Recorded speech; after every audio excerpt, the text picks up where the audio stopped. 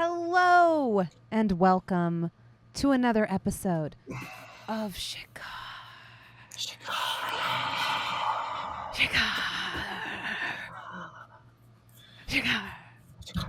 Good job. The crowd goes wild. You love us, Gabe. Don't pretend like you don't. It was about y'all. I put pumpkin spice creamer inside of a chai latte because I was basic. No. I'm aware of that now. I feel so bad for you. I wouldn't drink it. It just tasted like the way Terry Crews says white chocolate in white chip. Pause. It's a lot, but you know it. Sounded like the way he says it. Yeah, there was so much there. Like there was a lot there. The thickness of the way he says it. White chocolate. Like that's what it tastes like. I could taste that. Yeah, exactly. I love you, Gabe. Never change. If you ever changed, I would lead an insurrection against God. Good luck.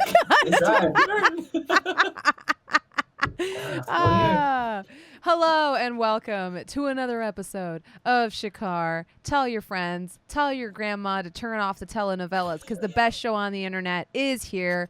We're queer and ready to roll without fear. Xander, you got so excited for that line, and it's so on brand. It came out of nowhere. Josephine, It's not even June. What is this? Oh, I love it. Not even shit. I love it. I love it. Let's introduce ourselves and this wonderful campaign. Balvin. Take it away.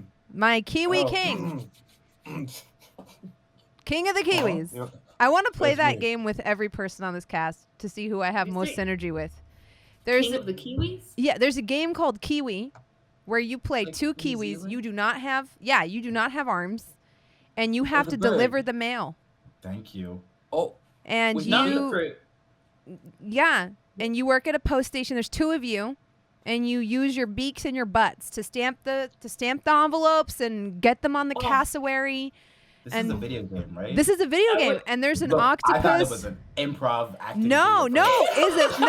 it's a video It's game. like, this is weird. It's a video game. red ball. God damn it. It would not be fair for us to do that, Jasmine, because We're so in sync. we would win. Yeah. Oh. It wouldn't be fair.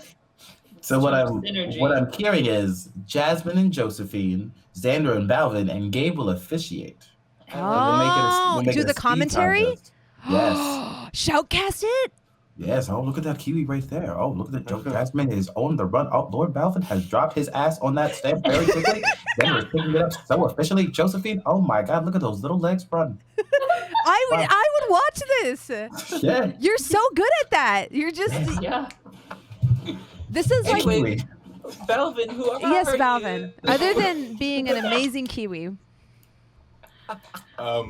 I'm Balvin, LordBalvin. I drop my ass on stamps whenever I do my postal job, and then Testing in my out spare some time, new slogans. yeah, I drop my ass on stamps. That is my tagline of the day. I play Ajax, who might drop his ass on some stamps. Half orc, fighter, samurai, dad, and learner and listener. Wow. That's Ooh. Ajax. Learner Wow. and listener. Okay. Ajax just got hotter. Okay. Mm. Okay. Okay. Okay. That's me. That's Ajax. Xander. It's me, It's Xander Jeanneret. I'm playing Scorpio, the level 4 half-elf monk warlock who has a bit of memory problems, but fights with his head and his heart. beautiful. I love it. Gabe. Hi. Hold on. What are you wearing? Your hair looks dope. Thank you. Xander. It's me, Valym. I'm in here. Hi, I'm Gabe. Gabe James across the internet. I don't know. I'm Valym. You're cured. Yeah. I guess. I mean, yeah. I'm not a rat man anymore. I'm not a rat man.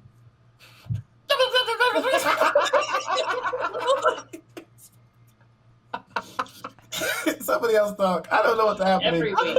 I tried to be really good. I really tried. Xander was like, "Queer. We're gonna do weird this morning." It's who I am, Gabe. It's me, Xander. I'm here. Is that a reference? I don't know. Oh yes. Wait, what's the reference? It's me, Jessica. I'm in here. It's Rob Schneider, right? Yeah, hot girl or hot? The hot chick. Oh my God, that is such a deep cut. I don't know how anybody would expect me to get that. That is, I understand now, but that is such a deep cut that the fact that y'all had that locked and loaded, I am quite frankly blown away. Synergy. Yeah. As soon as Balvin said it's me, like I was hearing that in my head over and over again. And then Xander said it again. I'm like, wow, now it's stuck. Okay. It's me, Mario. Yahoo! Luigi. Oh no. Oh no. That was the good one. And then Xander's the one that gets me in trouble. That's what it is. You're not in Xander's trouble. fault now. It is. I'm going to go grab my coffee. Y'all finish up your intros. Gabe, I don't know if you're done or not, but do your intro. Oh yeah, I'm good. Hi, I'm Gabe. Valym, yay. True Okay. it, boy. Hi, everyone. And don't forget the Roll20 Shoutout too. Yeah. Oh, yeah. Yeah. Hi.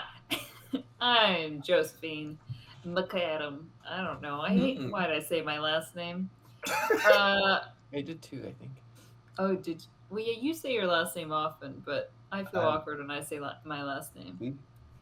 At Balvin's JCVIM. last name is Balvin. His first name is Lord. Lord.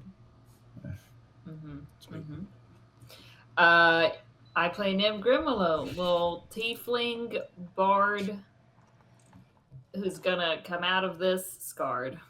Wow. Hey, alliteration for sadness. Alliteration? We're rhyming. Tiefling bard, and I'm gonna come out scarred. Isn't alliteration when you do the same first Letters. letter? I don't know. I'm wrong. Find me wrong. No, I was like, do I not know it? Because I am No, that's not. correct. Yeah, but look, this is a lesson to all of you. If you say it with enough confidence, they'll Yeah, believe With it. confidence, True. Josephine will call you out. The occurrence of the True. same letter or sound at the beginning of adjacent or closely connected words. It was So not at the I'm, beginning, so it still wasn't even right. But I'm a beautiful Bard. Boy. tiefling, bard boy. I was trying to think of other B-word descriptors, but I can't. beautiful, bountiful, bashful, brave, bold, bard, boy. Belligerent. Belligerent, which someone could be if they just took a sip of anything. Wow. that I let. There's so Oh much. my I'm not going gosh. to do the whole. Nim's a child. He's a child. Nim can't drink. But Nim can Josephine have can. candy. That's true. Yeah, and Josephine doesn't, so it's all a waste. Roll20 is Yeah. our fantastic sponsor of Shikar. They keep us going. They are a digital tool set for tabletop RPGs. They've got voice chat, video chat, dynamic lighting. There's more than just D&D. There's VTM. There's Pathfinder, Starfinder. And I'll say with a lot of the Pathfinder and Starfinder stuff, there's custom maps and pieces. So you can put your game maps together for your campaign in Roll20 itself. I think playing on Roll20 is technically like a part of how Xander and I met for the first time too. That's true. Oh my God. I don't know if without Roll20 I would have not known what was happening. Oh, wow. I can't keep my character sheets are hard. Numbers are hard. Oh, I thought you Numbers meant are we hard. would never have met, but Mm. that's cool too. Well, yeah, but like now you're stuck with me. Huh? Yeah. Oh, Highly recommend. Check them out. They're wonderful. I was going to say something else, and then my mind exploded. So here we are. Wait, who's that leading us? Hi. Hello. Yeah. I'm that bronze girl. Thank you so much for joining me, wonderful players, week after week. I'm going to tell you now, chat. You should enjoy this while it's here because all my friends are going places. They're always telling me about the coolest shit they're doing every week. And soon they might be too famous for me to be able to wrangle them together on Tuesday nights. Because I mean, right back at you. They're all so famous and just so cool. And I'm not even saying that in a condescending way. I'm saying that in the coolest way possible. You're going to beat us there. Aren't you famous and superstar too? Well, look at that Ack Inc. There's sort of something happening. I'm sorry. Right? I'm sorry. How many likes did you get on that Ghost of Tsushima tweet? How many? How did you play the fame, Valym? How many was that? Was that 12,000? What is? You were Was on that- stage. Was that You were on 12,000? stage Was that in front of 12,000? thousands of people. You were And on little Miss stage. Josephine with a new You with a were new on audition stage. every week. And the two of you with your VTM stuff, Gabe. I can't even talk about your shit, but I know it's coming. I can't even talk about it because I'm not. True. You know too much of what I'm doing behind the scenes. Yeah, so I can't say it, You're part but of, like half of it. yeah. So but I know. So yeah, big things all around. I saw the VTM hype this week. Were any of you guys on the stage LA this by week? Night hype. I was not on stage. Were No. you on It's stage been a this week, Valym? long- Gabe, were you on stage? What? Okay, like a specific No, stage or on a stage? No, No, Are you big on? stage. You know what I mean. God damn it, we're not doing This that. feels like a trick question. The answer is No, it's technically not. yes. Oh my god. Say no for the bit. No. See, That's why I said it feels like a trick question.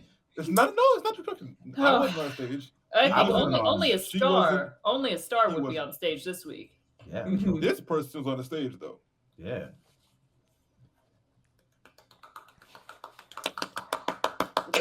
God damn it. Oh, we're slapping. I was gonna wait until the end of the session, but it's true.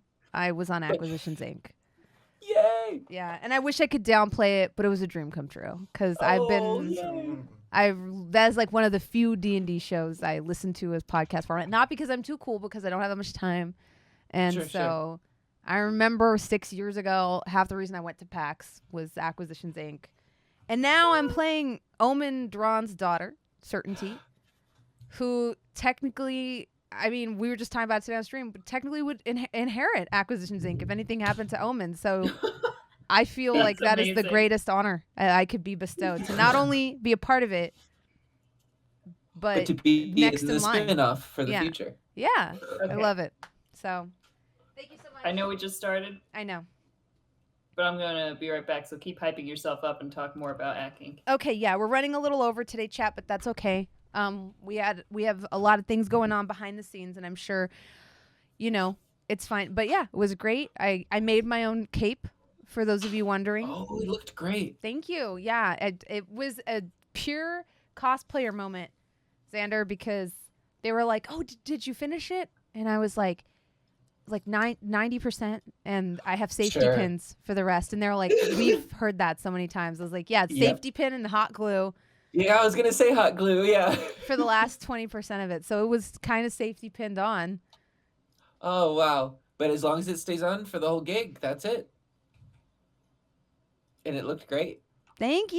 Yeah, I designed it, and I'm just so excited. It was so great. And I also wanted to take a moment to say, especially for our YouTube viewers, a very special thank you to Domo Stanton, because I know Domo specifically rushes to stream on Tuesday nights just to raid in to this show. Oh yay! Yeah, he was talking about it on his stream. Those of you that don't know Domo, please go follow them. He is a fabulous artist for some of my favorite comic books, and you need to go check him out. God damn it, Valym!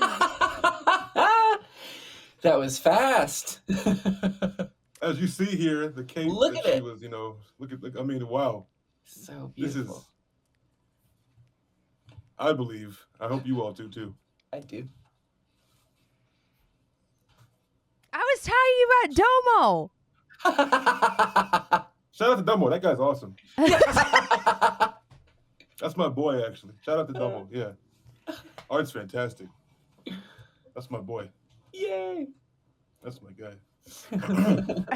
Love that guy. Oh my goodness. That's all the Josephine, come back. I cannot stretch anymore. So, how Gotcha, LA baby. by Night episode 1 aired, Xander. Do you want to It talk to us did. a little bit about that? Yes, I definitely recommend trying to catch every episode of LA by Night this season because there are puzzle pieces. Oh. It's different parts of sort of the same night. So check all of it out. We were just vamping, literally. Welcome back, Josephine. I had a very smooth. What's happening? Yo, bro, get yo, get yo. I'm gonna see you. I'm gonna see you. I'll animate it. Don't worry. Thank you for vamping So fast. in so many ways. I love you. Oh, man. Yeah, it was a very smooth transition. There was no awkwardness at all, Josephine. I assume so because y'all would never the entire time I've ever known any of you We're- ever had an awkward transition. Smooth like We're professionals. buttercream True, so- frosting. Yeah, you're going places. Thank you.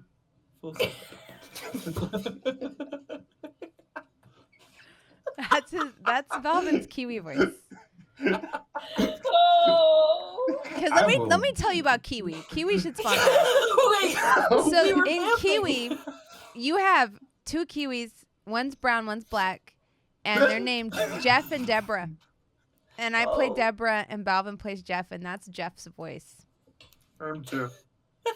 Yeah, he's doing his best. Mhm. I've gotta get the mail out. Do my best. Yeah. Take All right. picture down. I look so Wait. big. Oh, Listen, I take order back more what I episodes. said. Get it on my Balvin desk. Ugh. D&D, anybody? All right. Let's get right into the game. So, we find ourselves on the bustling streets of Leavenworth. It is lightly misting. The sky is a nice, cool gray. And you hear the pitter-patter of footsteps around you as people go about their business. It is the afternoon / early evening. I believe you're all healed up. Did you want to avail yourselves of the benefit of a short rest? Yes. Avail me. Cool. Yeah, Yes, please. did we? You have the hotel room for one more night, which the DM would like to sassily point out. Nim said, "What are you going to do with 3 nights? We don't need a 3-night discount. That's so much time." And now you're on day 3. Nim's just a punk ass kid, okay? So the wait, discount we're helped. Short resting? Oh, yeah, I used so many spells. Okay, yeah. Sure. Either one, whatever y'all want. I'm putting the ball in your hands. We were Look, only you can there in take the a long rest. How long were we there for? Is this silly to Only take a like long an rest? hour. Oh, okay. That seems silly. Yeah, you were only there for a couple of hours. No, we'll make do. We Okay. could do a short rest somewhere, though. Yeah, I feel like we should have a cup of tea. If it's morning time, we went to the doctor. We should probably stop somewhere for. Yeah. Oh, Valym, you mentioned that you stopped by a cafe earlier. Right before the tournament? Didn't we go there? We went there. Oh, we We could go went- back there, Okay. is yeah, what sure. I'm saying. Yeah. Tea. That's the place we went, but there was the dwarf lady who kept giving me the look because She thought that I was being disrespectful to Sunflower because Sunflower started crying about the fact that she won't tell her family about me because she thinks they'll kill me. But I was trying to explain to the lady that I wasn't making her cry, that it was just happening. And then we went back there again with all of you, and then the lady was there, and I just kind of like, looked at her. But we've been there, yes. I have a bit of a memory thing. Yes, really. Shocking. Did not know that. Yeah, you know what? Never mind. That's disrespectful. No, I'm going to do it. I'm going to start saying things to you and see what you do and don't remember, so I can learn how to selective remember. That's a fun game for one of us.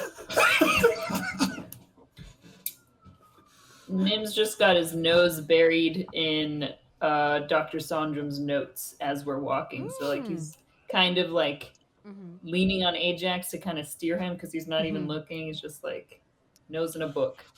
Give me a perception check. That doctor was concerning.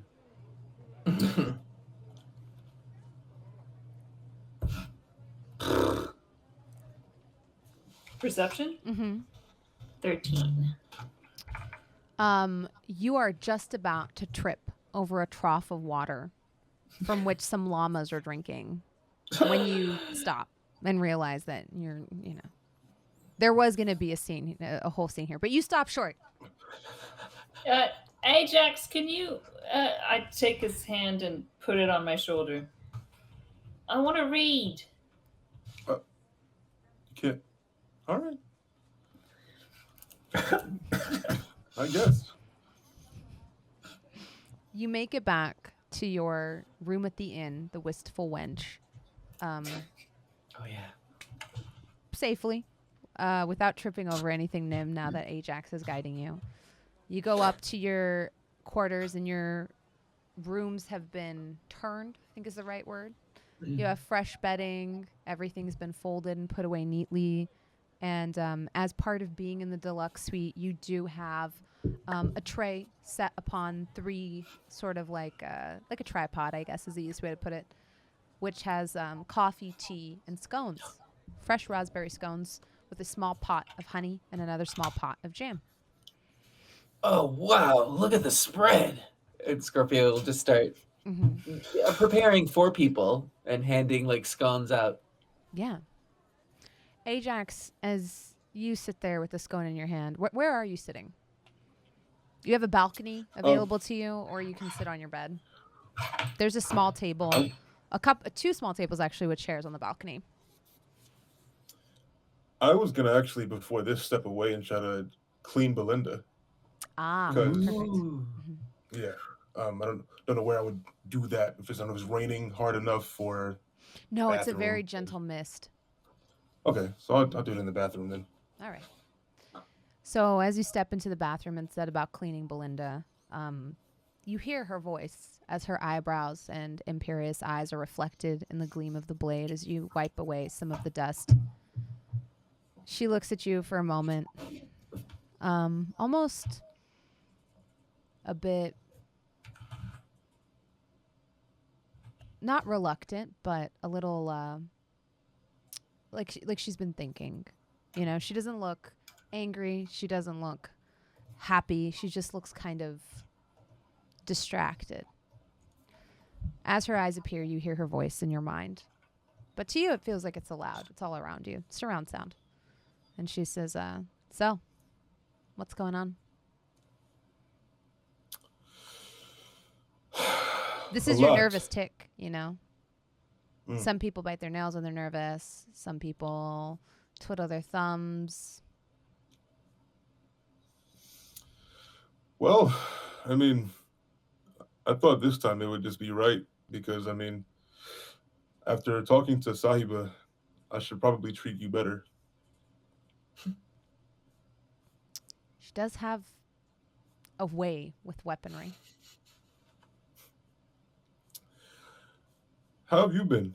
You seem off. Just No been insults thinking today. about things. You know, my mood reflects yours, but yours also reflects mine. Have you been down lately? Just same old, same old. Just a little confused, wondering my place in all this. You know, yesterday, or not even yesterday, this morning, Valym had a bit of an issue that we went to a dentist to fix, and it wasn't his teeth, believe it or not. He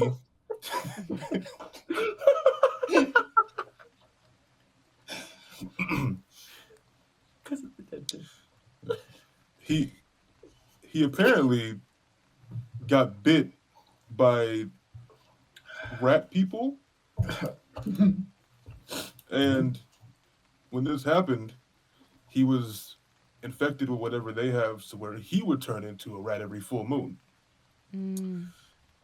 He almost died, but Leander helped somehow stop the process.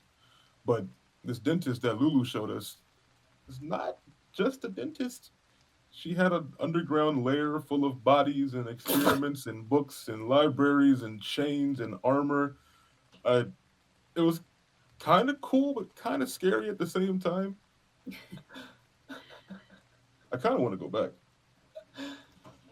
But the process started, and I think whatever was inside of Valym during whatever the dentist was trying to do, the other spirit inside of Valym was also being, I don't know, extracted. But I don't think Valym wanted that. And in doing so, this rat thing manifested into a different body. And, well, you were there. We had to get rid of it. And I think, thankfully, now I hope that Valym's okay. Not exactly sure how this thing works, but I'm going to assume now that that thing is dead. He should be fine.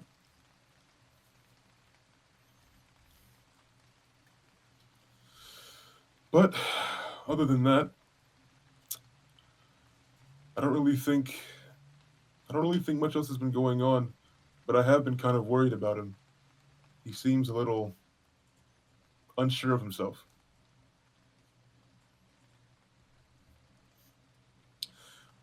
But I had a question for you. Yeah. If I was potentially given a way to, I guess, free you from this, have you thought about whether you wanted that or not yet? I have. And I do want out. I'm beginning to feel like, well, like you don't need me anymore. And sometimes I feel like a fifth wheel.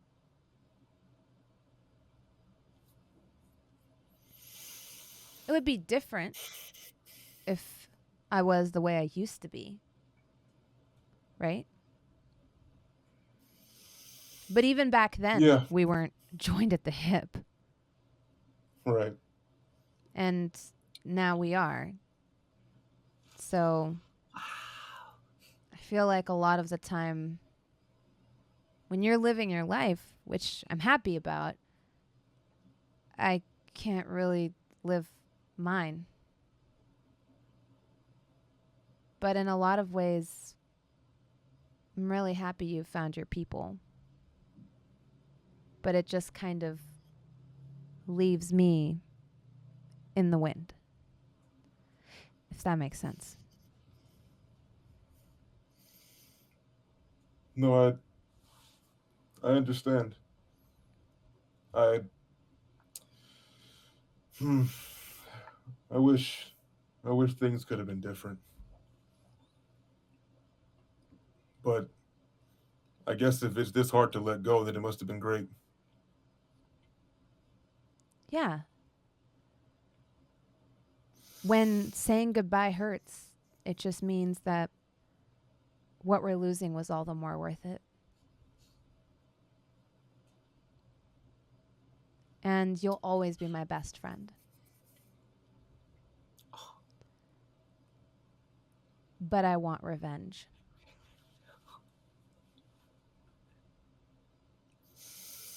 I want him to die. You know who. He broke our family. And before you move on with your new family, this is the last thing I think you should do for me. I think it's the best way to close that chapter. And I think it's the best way to move on from the life you led before this one.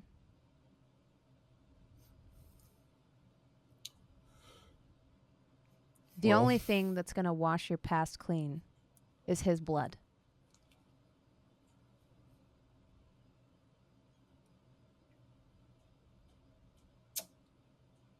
We came into this together, and we'll end this together.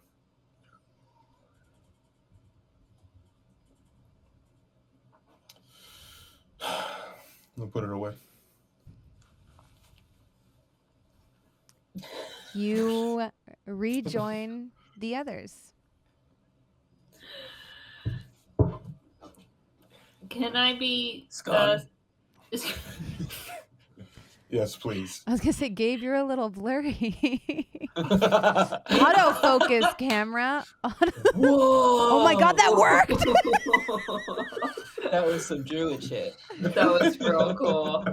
It's like you grabbed the soul. Yeah.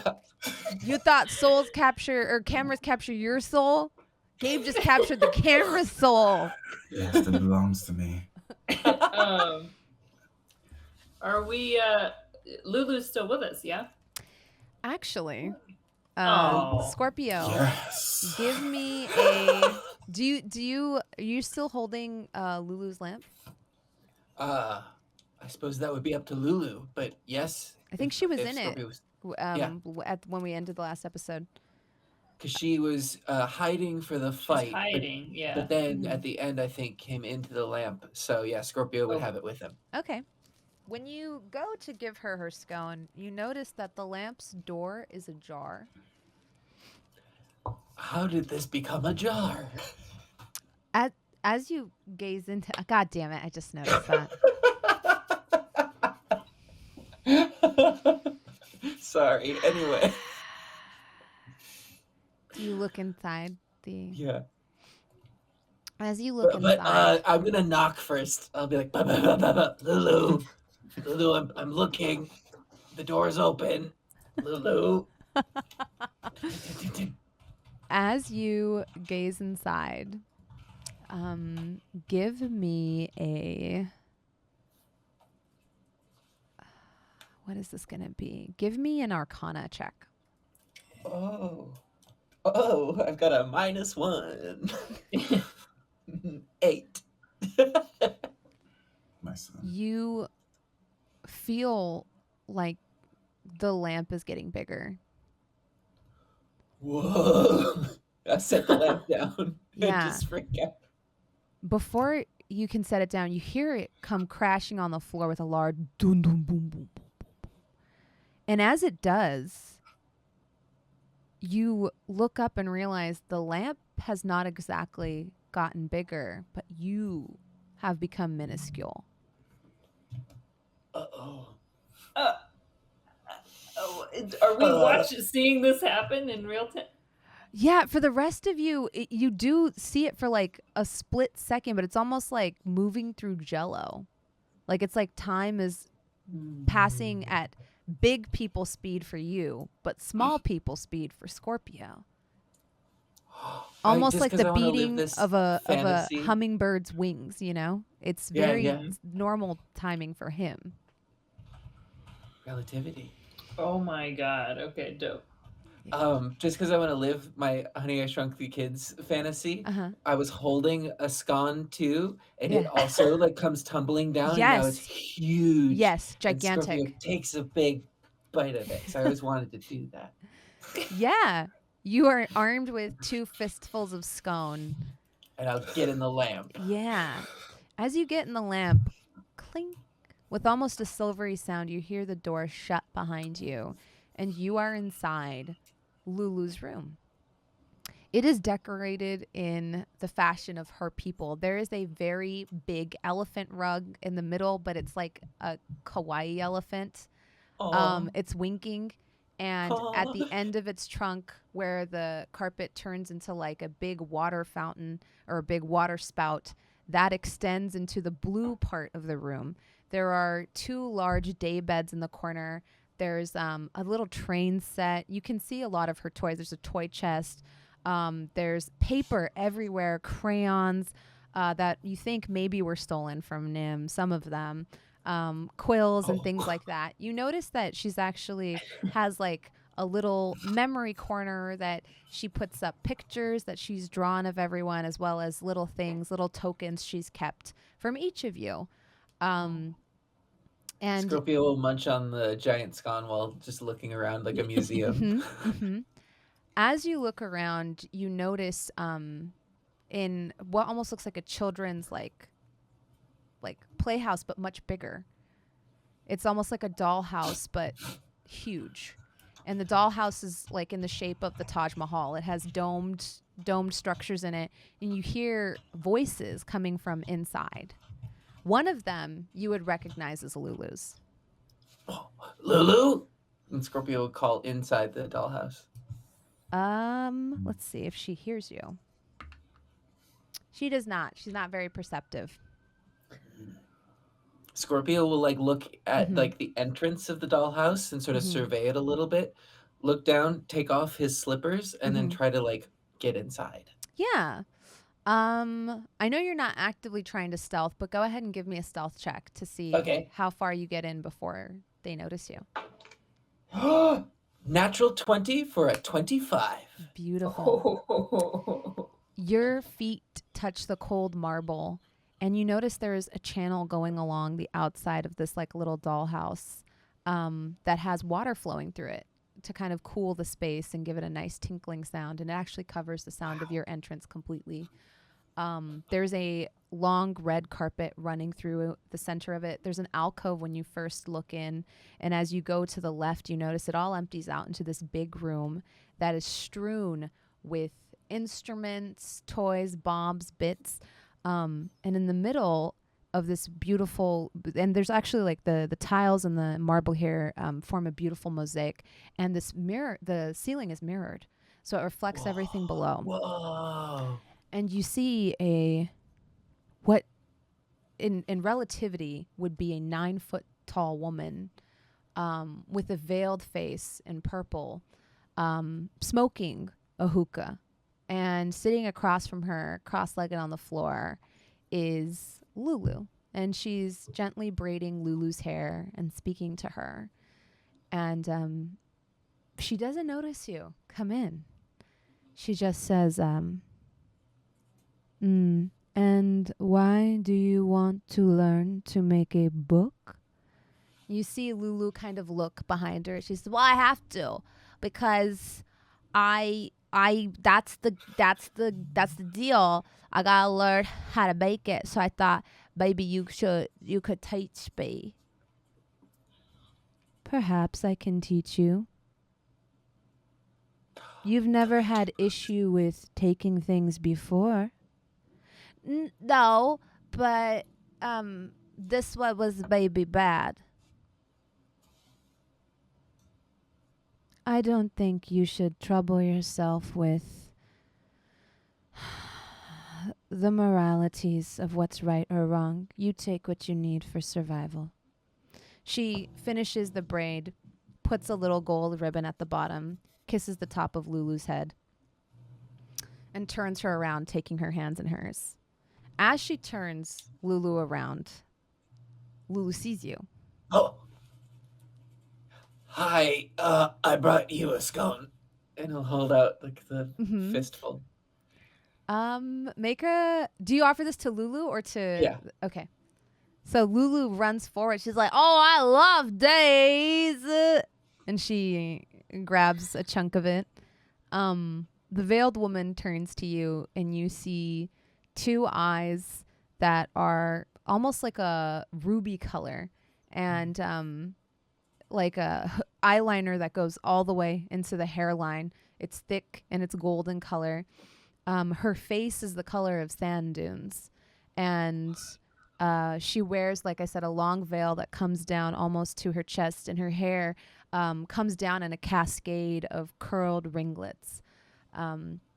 As she turns, like, you hear the faint tinkling of bells from some of the bells sewn onto her shawl, and her eyes turn up, and what you could imagine is a smile. I'm Scorpio. I'm Lulu's teacher. Well, perhaps you were Lulu's previous teacher, or currently?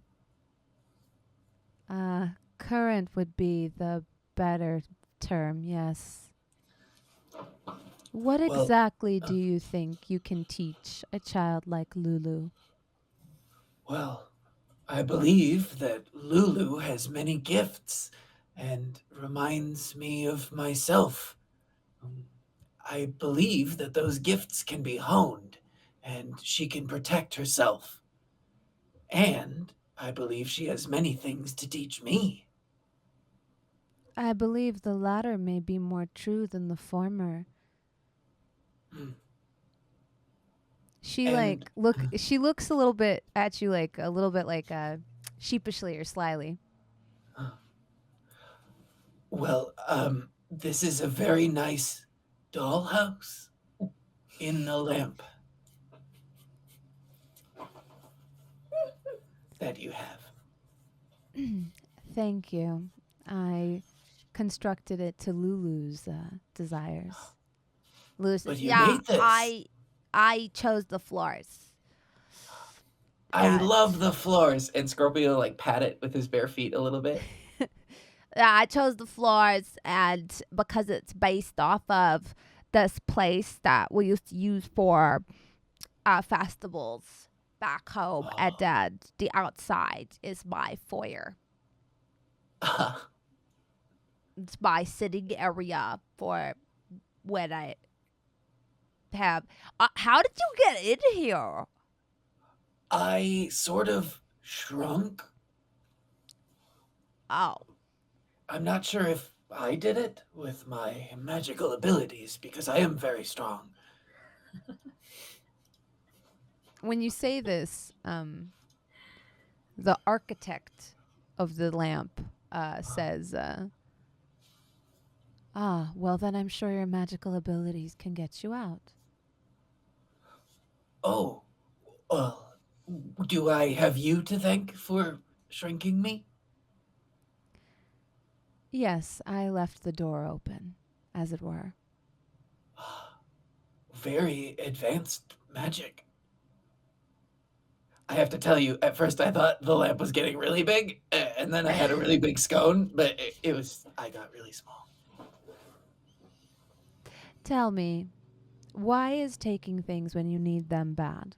Why are you distressing my child with such notions? And you see her now, like, gently wiping the dirt from Lulu's face. Well, in order for Lulu to exist in a society, she may come across something like this. People put a lot of time and effort into the things that they create, and they're expected to be paid for them to continue to live. If Lulu takes what she needs without regard for anyone else, she may end up in trouble. So it's this trouble that you were trying to protect her from. Perhaps when we are young, our moral compasses are still malleable. They look for direction from any source. I just hope that I can point in the right one.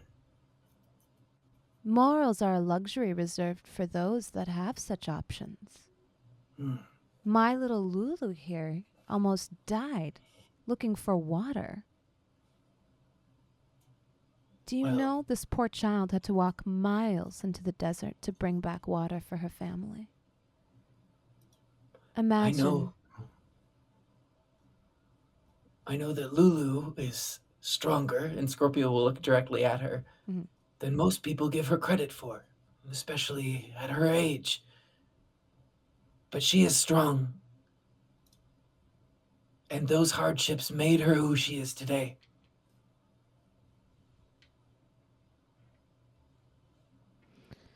Roll a persuasion check.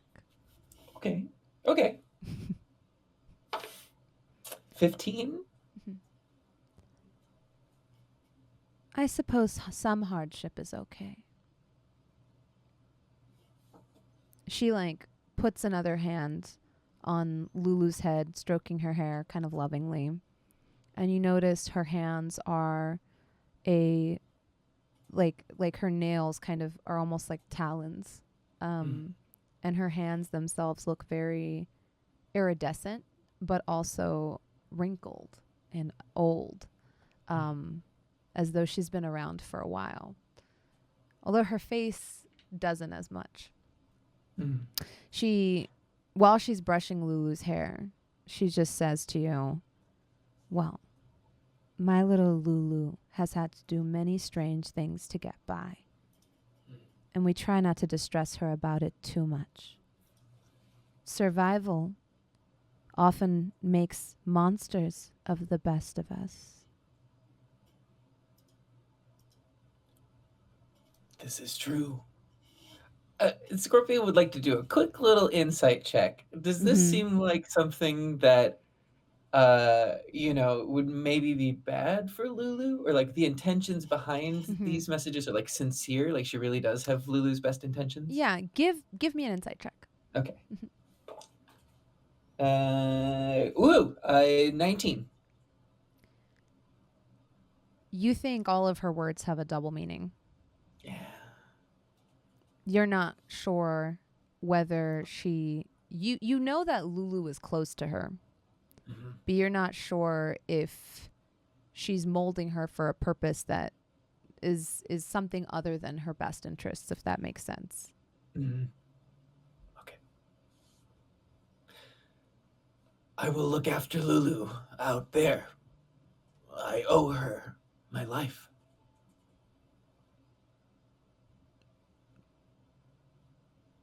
I suppose you do.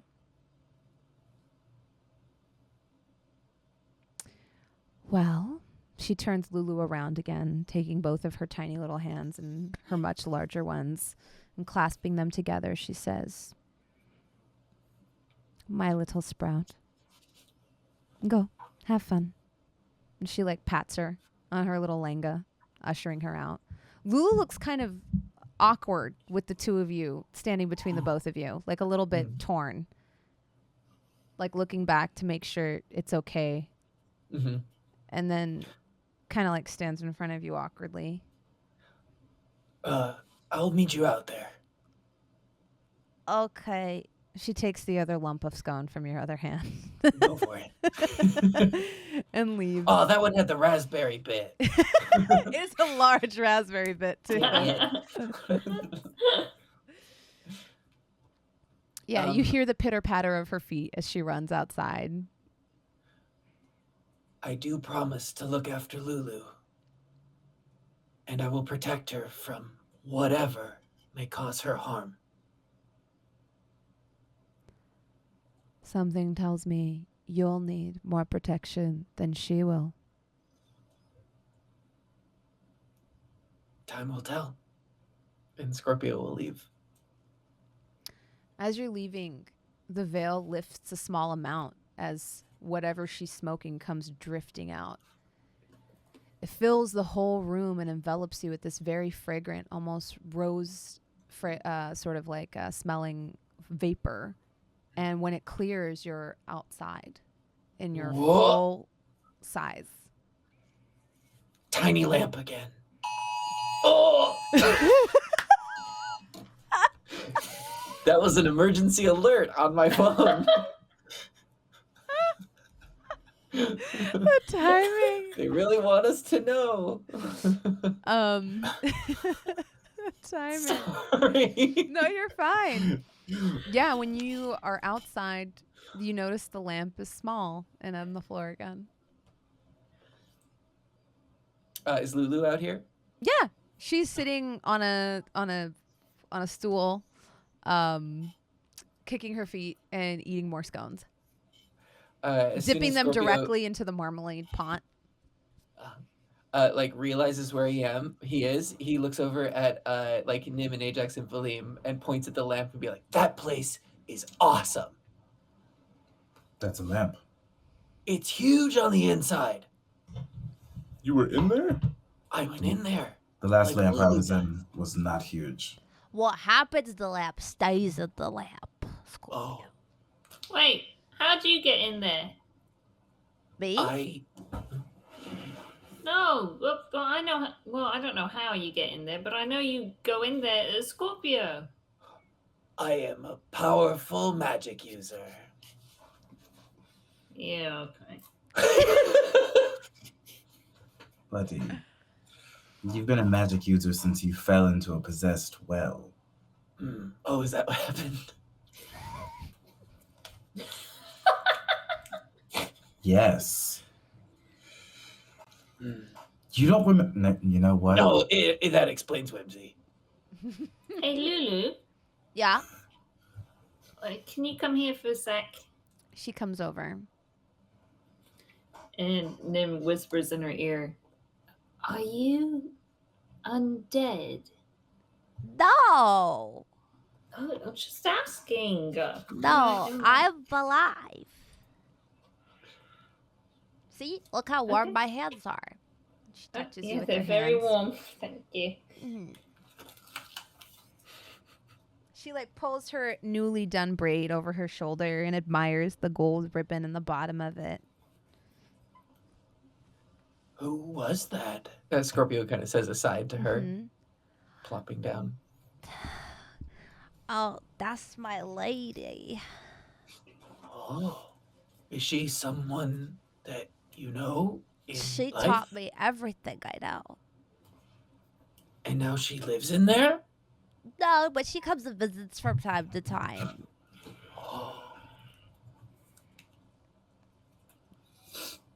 She's Well, really powerful and pretty. Who? Well, Who? What lady? well, the lady who saved me. She took me to her oasis and she taught me everything I know. Not allowed to say her name because she says names hold power. But she's pretty and she's smart and she did my hair. It's very pretty. Can we all meet her someday?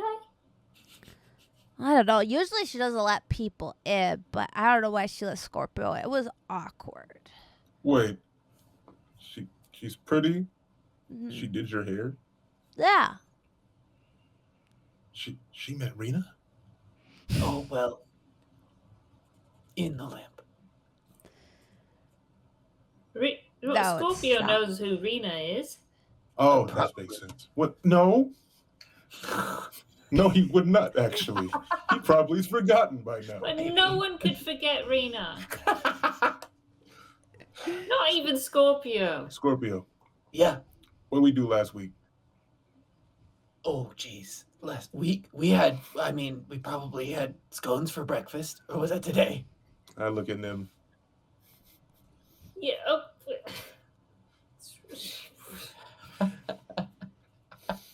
Whatever. Nim, give me an intelligence check. Someone, please, get an intelligence check.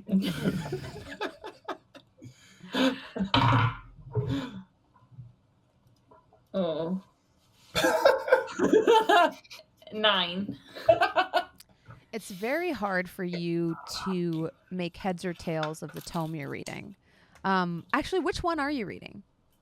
I'm reading Dr. Sondrum's notes because she did ask me to read those first before the book on reanimation. In that case, give me a history check.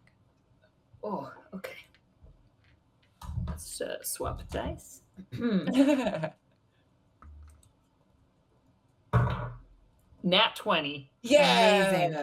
23. Yeah, her notes actually catalog an era of history you know a little bit about. It seems like for a while she followed the tale of somebody that was attempting to reanimate a lot of different creatures in order to perfect a way to how do I describe this? In order to figure out a way to unnaturally extend his own life. As you read the notes, you also realize that he had a partner, and his wife was a wizard of great report, who at one point studied in Rook's Reach, a town that's to the north of Solace Point. She was a luminary of great knowledge there that had a very deep understanding of not only elemental but also transmutational magics. This is the name that you remember, the name that kind of sticks in your mind. What was the name one more time? Oh, hold up. Let me look at my notes. No, I was like, did you say the name? I was like, oh, is it the one? Is it no? The Scourge of Sirius is. That's the dragon's name, right? Oh yeah, that was Singed. So right. No. The Scourge of Sirius is what Dr. Sondrum's notes. Yes, yeah. Right? The dragon Eventually, was okay. singed. Scourge That's is a right. waste. It's I need to a stop different- using different scourge. scourge. Yeah. Yeah. So there's a scourge of the deserts. There's another Sure. scourge of yeah. Sorry, I'm looking at my. Now I have want 18 like, different do you notepad remember documents. The soda Surge, but just Scourge. Yes, I drink it. Yeah. we should That'll sell probably be the last thing we drank. it. Mhm. Dun-dun. It's worth it. I'd do it again. Saloni. Saloni. Okay, Mhm. and this is the name of the wife. Yes. Okay. All right. And apparently she was at the forefront and the pioneer of a lot of spells that are standard today Mm. in magicking Ah, academies. yes, Saloni. And you also know Saloni's theorem of transmutation. Give me an Arcana check.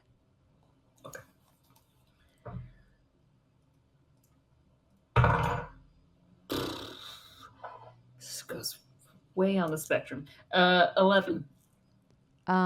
With an 11, let me see here. An object in mutation stays in mutation, otherwise acted upon. Yeah.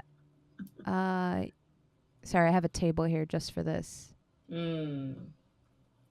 So you learn Featherfall. Ooh. Magic, baby. That's how it works. If you spend 15 minutes during a short rest, kind of carefully studying it, you can add it to your spell list. Yay. Yeah. As a reaction. Mm-hmm. You should So add it So to, it's like, not Saloni's something. Yeah, it's not something Featherfall. that you can always pull, and you'll be able to swap this out for other spells that you potentially pick up from this tome. Okay, so if I spend a short rest during, then I can Mhm. use it like for that day, or Mhm, yeah, basically your, what do they call it in English? Like in Punjabi, they say ratta marana, where you like stuff it in your brain enough to remember it for a day. Like muscle memory. Yeah, rote memorization. rote. Yeah, by rote. Yeah, I think we translated Okay. to ratta, but yeah, you'll rote it and jam it in your I brain. don't But know. Feather Fall, which is a first level spell. yes, it's a first level spell. It's a reaction. Oh yeah. Okay. Yeah. Can I get a freebie flavor here on learning it real quick? Yeah, for sure. You learn it this time, 100%. Hey Lulu, jump off that balcony. Okay. It's She goes and jumps off. Hello? Whoa. He walks over with Ajax, the nose. make a deck save. I Is guess that it solves a that problem. personal spellcast or is it on another person? You can choose up wanna to check? 5 creatures within range. Okay, cool. Yeah. Including yourself? I rolled a 4. So Lulu Good luck, slips everybody out else. between your hands and running, jumps off the balcony. no. Yeah, well, And Nim, as he was walking out, like pulled a feather out of the one of the down pillows, Mm-hmm. and he sort of like mutters an incantation while he's staring at the book and throws it, and looks at Lulu and hopefully catches. Mhm. Oh my god. oh, Ah, okay. yeah. That, See Wow. her kind of like yeah, walk okay. to the ground Just happened. I guess that makes more sense. and land. You can come back up. Thank you, Lulu. As she lands on the ground, you hear her pause before coming back up. And she's like, she calls up to you on the balcony. She's like, guys, there's something happening at the blacksmith. Oh. Oh? Mm. Yeah. Right down. Okay, we'll come to you. Well, grab another scone on the way. Mm-hmm. Nim puts his book up reluctantly. He's like, "This book's amazing."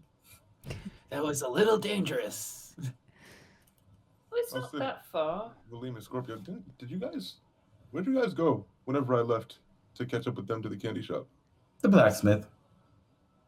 Oh yeah, we did, and we talked to them about the person that you worship now.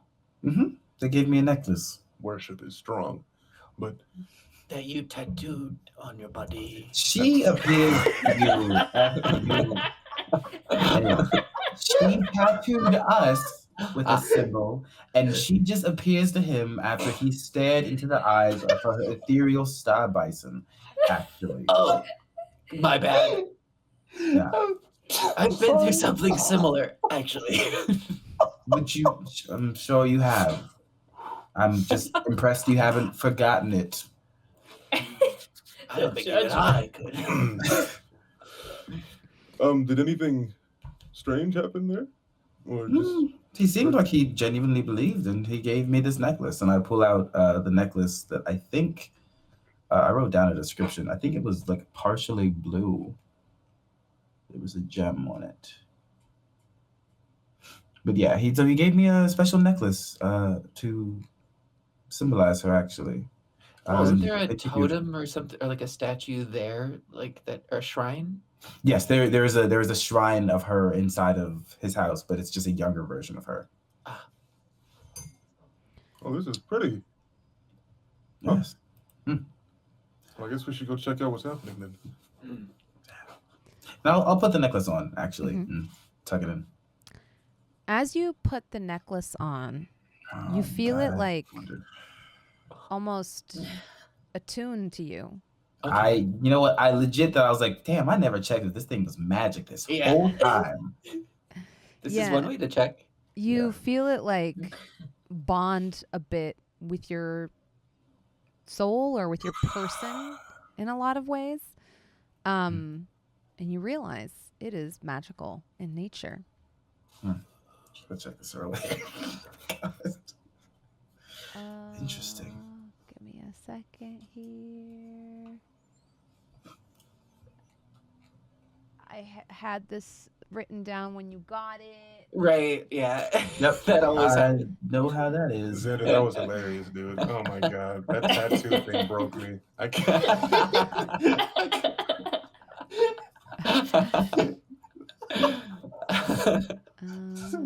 I don't worship her. You tattooed. Yeah. You know, whatever My bad. mental gymnastics you need to do. My bad, Ted, for buddy. assuming. Convince yourself otherwise. Yeah. Let me see here. Sorry. Ooh, it's a like protection +7. Weird. Oh, Oh, wow. wow. Dang. That's That's so scary crazy. because if There to are get definitely that, consequences for that. But if you roll somehow. under a D10, you die immediately. you would be dead. Did you say if you roll I under a can't need that. D10, you die immediately? Yeah. Please keep that He would necklace still far wear it. away from me. But hey, it'd be good for them. You just die, and then we'll just bring you back. There you go. Reanimation. We can practice. So the thing about this And is, that's how you get a necromancer. Yeah, this playing in was Jasmine's world. Go ahead. this was Featherfall, and then who knows what next one's gonna be tested. All right, Ajax, you have to die. Playing in Jasmine's world, death is scary because there's gonna be consequences to you coming back. I know there is. I know that's who Bronze is. I accept that. I'm acknowledge it. so nice. You made my girlfriend the daughter of a crime syndicate lord. Okay, but Wow, girlfriend. here's the thing. Shut up. Sunflower's Oh. story, I never expected people to get attached to Sunflower, and Sunflower's story is heavily inspired by my life.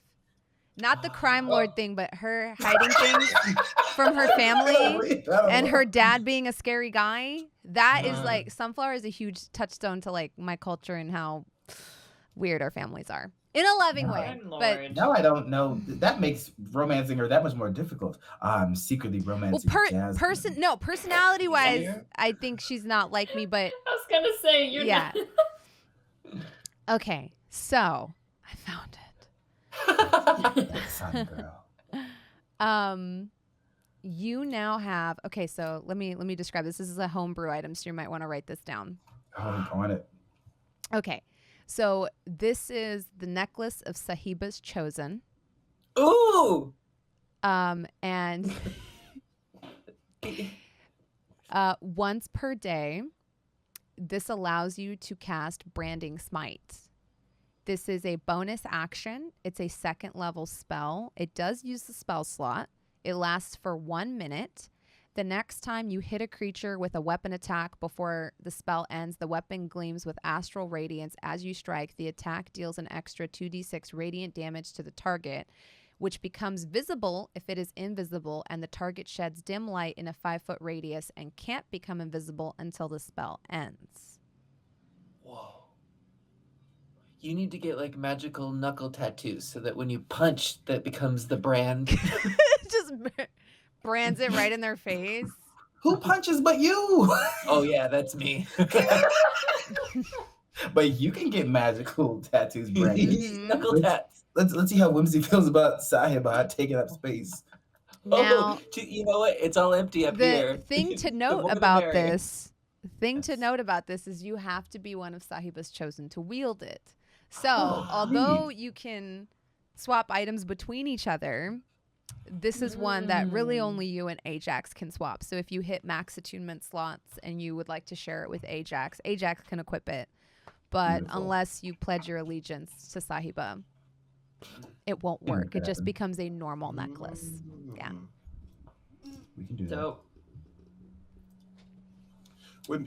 So whenever he puts this on, would there be something that I notice visually that they wouldn't notice about him putting it on? Or not even just anything would I notice whenever he puts it on? Give me a perception check.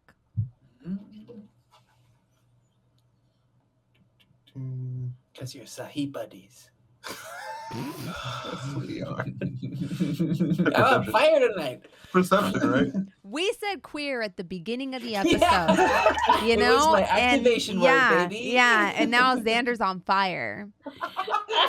Flaming, some might say. Roll the 2 on that one. Your rolls, your poor rolls. My heart feels for you.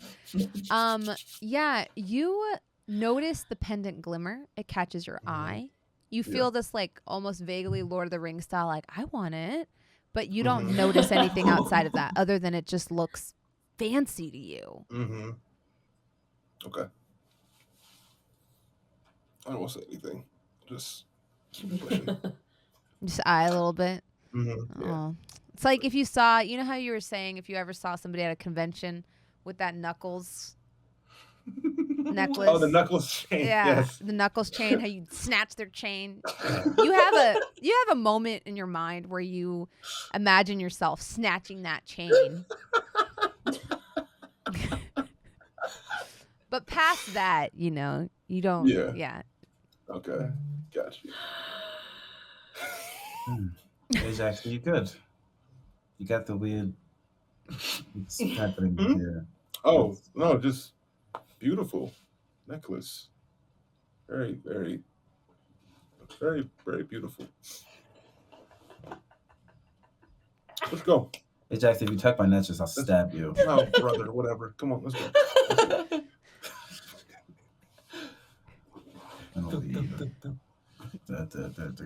As Oh, you- I'll take Lulu's lamp with me. As you walk down the alley, you actually, the two of you, Scorpio and Valym, you notice the blacksmith running away from his shop, kind of stumbling over himself as he's doing so. He's still holding hot tongs in his hand as he is fleeing his own shop just a few feet away. Scorpio takes off after him. Yeah. That's funny. Is Lulu's still here, or did she already run off to go No, look? no. She's behind Scorpio. Give me a athletics check, Scorpio, to see if you're fast enough.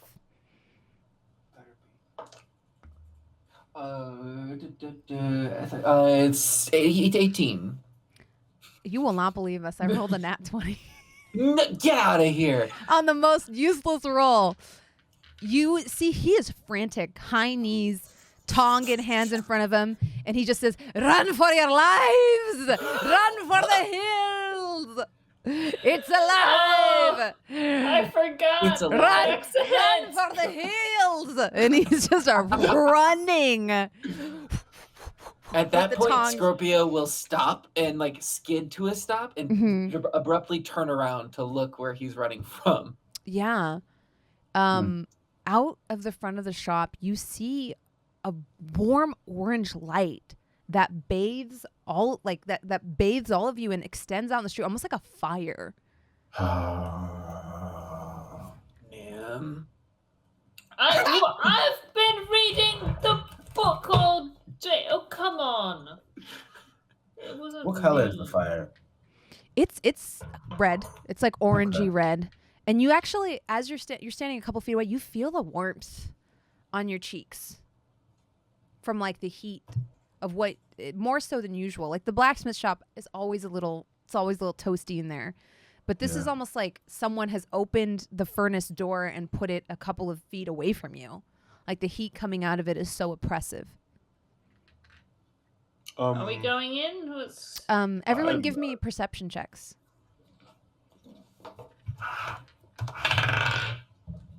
Hey. 11. 19. 7. 12. So, Valym, you smell like what smells like melting metal. There's like a tinny metallic smell in the air that's overpowering, almost like the smell of 1,000 swords melting or being forged at once. The ultimate sword. That's horrifying. It smells like battle to you with that high of a roll, yeah. smells like something's fighting, but metal burning, something horrifying. Is anyone still in there? Ask the owner. Is there anyone else inside? You see people are just like kind of clearing the alleyway, and you just see the back of the proprietor's head as he's fleeing with freakish nat 20 speed. Yeah. Clearly before his blacksmithing days, this man was a marathon runner. Oh. Valym, is there anything that we could do? We probably need to get into the shop to figure out what's causing this. The on fire shop? Yes. Okay. Remind me, I is have an there- idea. Well, what are you thinking? Was there like a fountain or something in the town square? Or is that convenient? Scorpio, Valym, give me, I guess, history checks to see if you remember this piece of information. That's pretty good. So 14. 17. Ooh, that's good. Valym, you remember there is a large trough of water used for quenching blades and a small, kind of like a well, not as big as the one that you see outside, but like a small water pump type of situation inside the shop near the entrance. Nim also tripped almost on one. Yeah. I need everyone to stand next to me, and I think we'll be okay. Okay. Okay. All right. So when everyone is next to me, Valym says aloud, "Winds of old, winds of true, come to me, I beseech you." And I'm going to cast Warding Wind. So what it does is a strong wind, 20 miles per hour, blows around you in a 10-foot radius and moves with you, remaining centered on you. It lasts for the duration. Me and the creatures in the area are deafened, but it'll extinguish unprotected flames that are torch size or smaller. Hedges out vapors, gas, and fog that can be dispersed by the wind, so it at least should alleviate some of the heat as we're heading that direction. Yeah. And it's a concentration for 10 minutes. Perfect. As the wind bursts forth from Valym's hands, it's almost like a wind tunnel is formed. It's very powerful. The sort of sign that's hanging from the top of the shop flaps in the wind, and you feel like a temporary respite from the heat as some of this heat is pushed back. And we see the blacksmith shop, and that'll be where we take our first break. Yay! Yeah. Thank you so much for hanging out with us, y'all. We will be right back after this short break. We've got some great fan art for you to look at. Thank you for rocking out with us today. We'll be right back. Oh, yeah.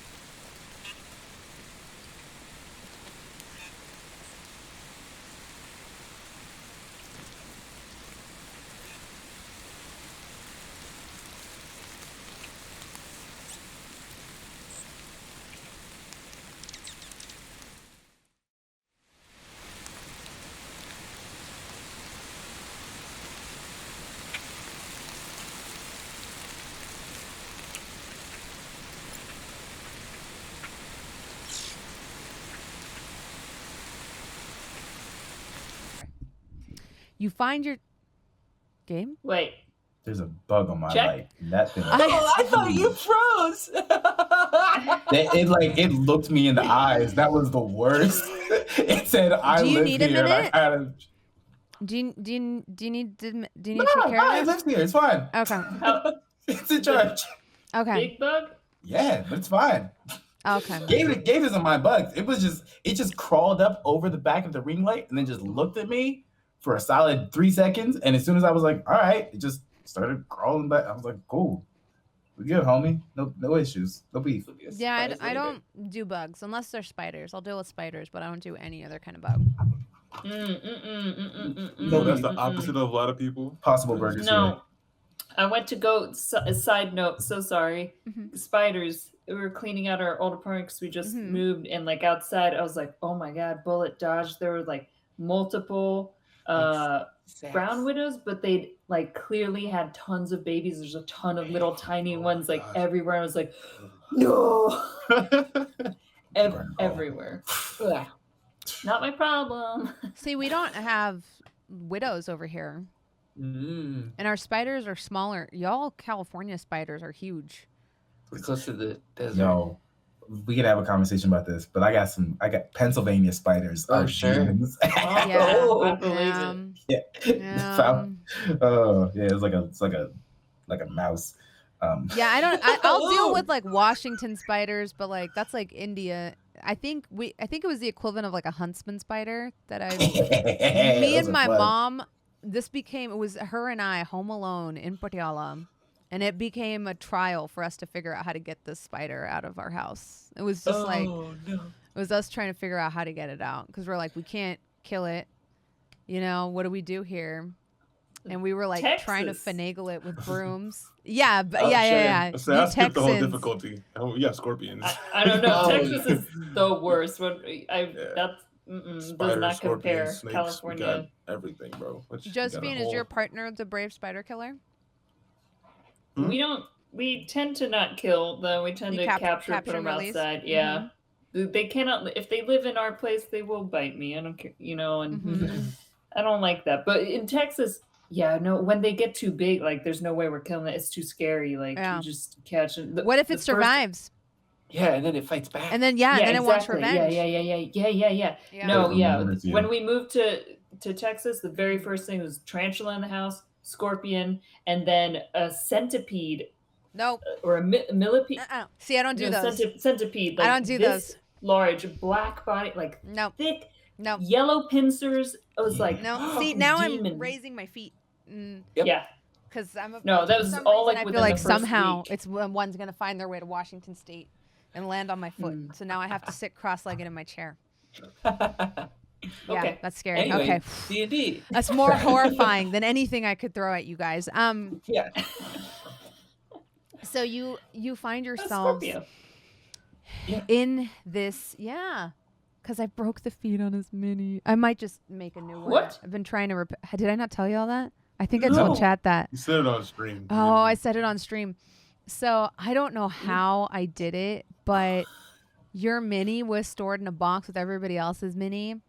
And I set one of the larger set pieces on top of it. I think it was the ruins from Valym's one shot. And I broke his ankles. Oh. Yeah. Oh. Yeah, and I've managed to repair. No, this one's fine. But like the Hero Forge mini. Scorpio. Yeah. Oh, this is a stand-in? Yeah. Yeah. Oh. But I'm going to fix it. I believe you. And I have my painting stream set up almost done, and I'm going to paint them on stream. And you guys look at your nails. Yeah. Oh, yeah. Show us the nails. Nail cam. Oh. They're like orc colors. Oh. Thank you. All right, D&D. Yes. D&D. So you find yourselves in this large blacksmith shop that Scorpio and Valym have been in before.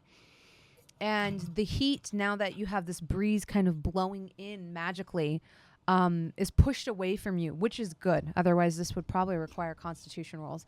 And when you come in, you realize it's not a fire at all.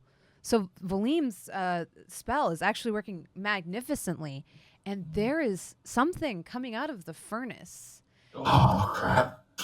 You see almost like these strange tentacle-like protrusions of molten lava and metal wrapping over the top of the hood of the furnace and around the bottom. And you actually, everybody give me perception checks.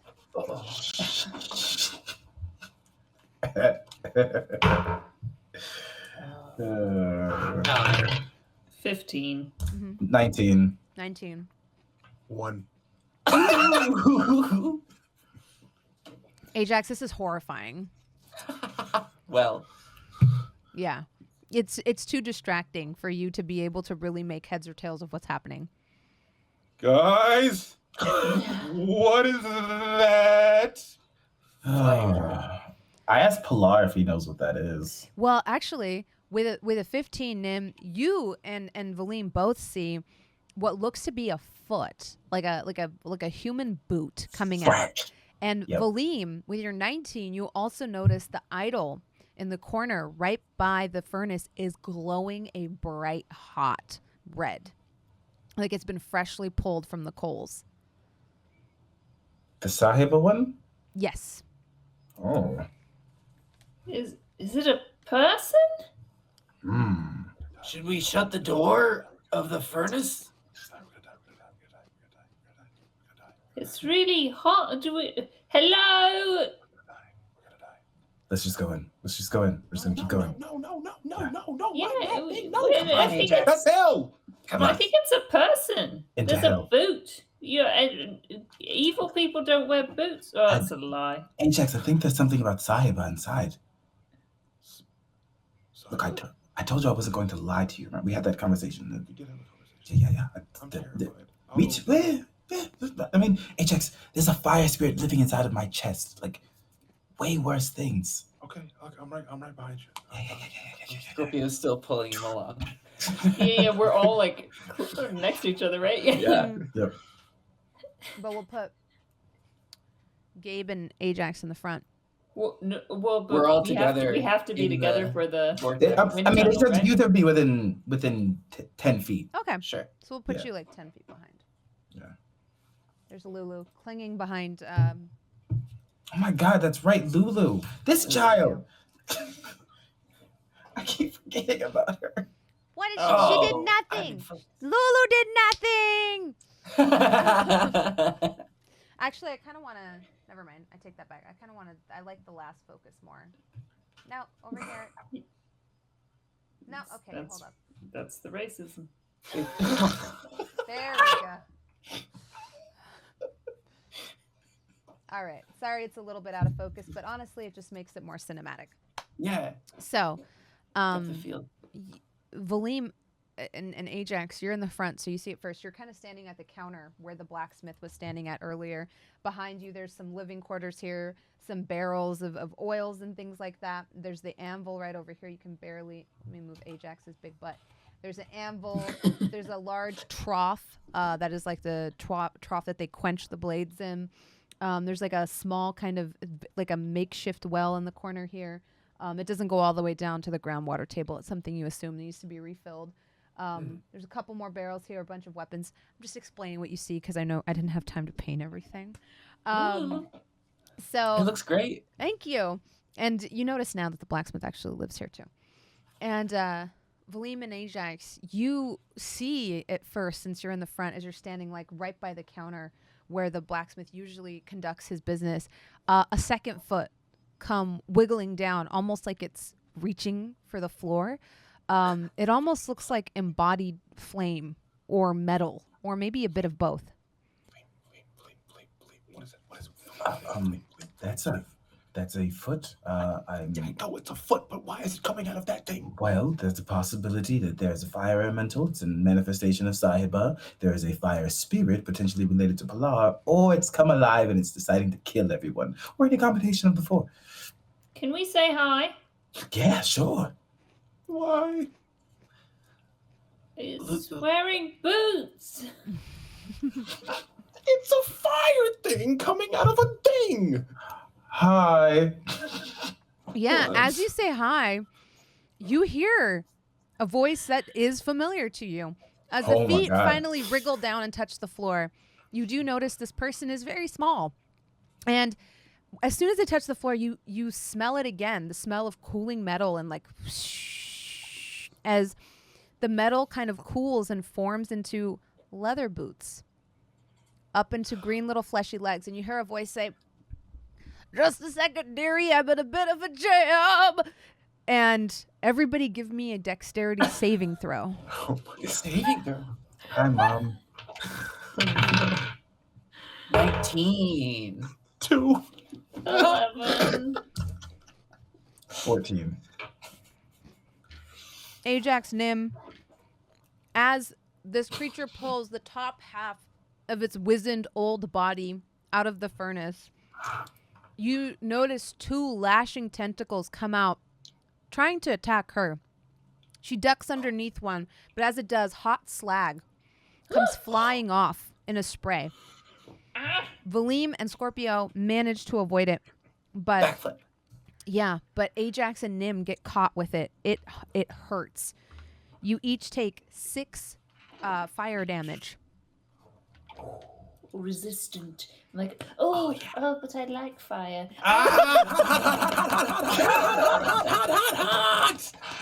As you're squealing, you see Sahiba's wizened old face turn back at you and her eyes, as always, are kind and twinkling. You hear a moo coming from the middle of the furnace as well, which you, Ajax, is a creature you're very familiar with, Thara. And you notice, like, she looks excited to see the two of you. But then you see her face turn to worry as she says, I need your help. And she goes over and you see her grab 2 horns. And then she says, something followed me. And she starts to pull. And she's like, it's got Thara. Oh, So she's pulling through a portal almost? Yes, that's what that's what you get.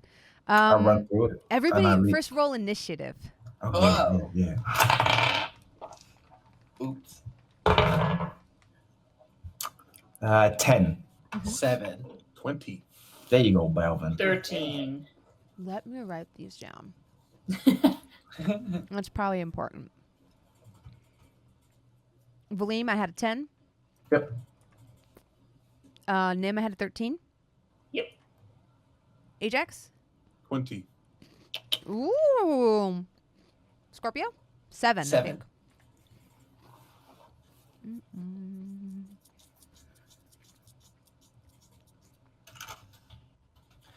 That's like when you're out at a restaurant and the server just knows the order so well that they don't write anything down, and you're like, "Do you wanna write it down? No? Oh, you got it. Okay." It's like a DM who doesn't write down initiative order. Right? I got it. Yeah. It's like the dorkiest thing I do sometimes. I'm like, oh, wait. I'm DMing. I'm the boss. Yeah.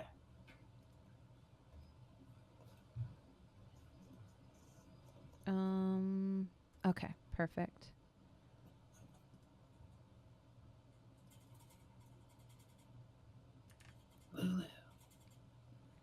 Yeah, I rolled for her as well.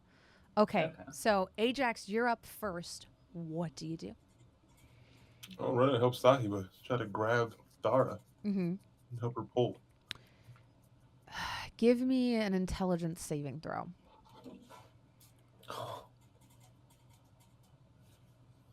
An 8. Okay, yeah, you don't think about it. You grab Thara and you help her pull. Thara's horns are searing hot from the weird, it's almost like re-entering atmosphere. Yeah, but go ahead and give me an athletics check to see whether you're able to help pull this bovine creature out. Come on, this is my job. 13. Yeah, 13 is you needed to beat a 12. You do see Thara's big glimmering eyes come out of the furnace. Like I said, almost like wreathed in flame, like something hot, like it's like been heated up, made out of metal. And you see Thara's gentle nose and like it actually like licks you with its long bovine tongue as you attempt to pull it. Ajax, you also notice that there is something pulling against you.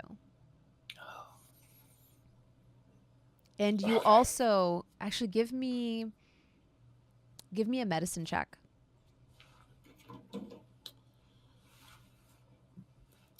9. Yeah, you can't tell exactly the extent of the damage, but based off of this creature's labored breathing, you feel like it's injured. Okay. Would you like to do anything else on your turn? I think you could use a bonus action to move you up.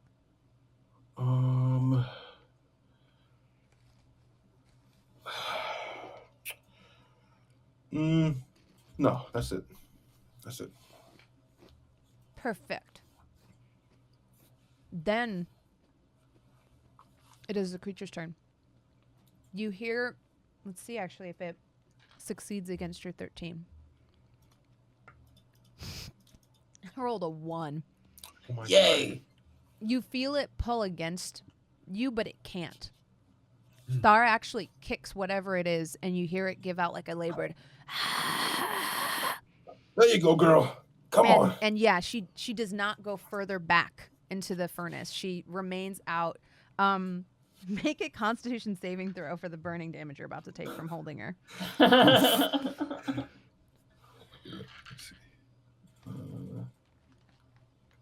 10 Constitution saving. That is a 13. I can't. Wow. That's enough to half the damage. You only take 4 burning damage as your hands, you hear them sizzle and pop as they grasp the horns of this creature.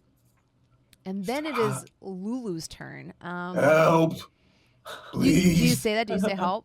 Yes. She is going to... Oh, that's so cute. Oh. She's still cowering behind Scorpio a little bit, but she says, I know that you guys can do this even though this is really scary, and please don't let that really cute buffalo thing die. And as she says that, 3 characters gain bless. Ooh. So that'll be she can only pick 3 of you. So that'll be Valym, Scorpio, and Ajax, I think is probably who she would pick. Because they're the adults. I know. Sorry, We need Deb. help. Yeah. And so whenever you make an attack roll or a saving throw, you can roll a d4 and add that. Actually, she casts it at a higher level, though. Oh. So for D6? her, she can target 1 additional creature, so Nim gets it too. Oh, nice. Okay, all right. I'll Love put that. away the divorce papers. Yeah, so each of you get a d4, and that's for attack rolls and saving throws. Honestly, I think Bless is one of the most useful spells in the game, personally. Yeah. So yeah, you each get that, and you notice that she's like kind of misting you all with like a weird little, like almost like a spray bottle of like a spritzer of holy water as she's doing it, but it smells like saffron. And she's just like, you guys got this. It's really scary. Don't let the thing die, but you've got it. I have faith. And As sort of like a bonus action, Scorpio's going to turn down to her and say, stay close to Valym and his spell so you don't get affected by the heat, okay. in case she I wants to think- move. On my screen, Scorpio has become an eldritch being. I do not know if that is the case on Oh, everyone's shoot. screen. Let me fix it. Oh, no. It's Wednesday. There we Wednesday's go. taking over. Scorpion manifests. Huh? Oh, Is it it's better? me, not my miniature. No, you. Was you? We're, Yeah. we're good now, though, right? Did I fix it? Mm-hmm.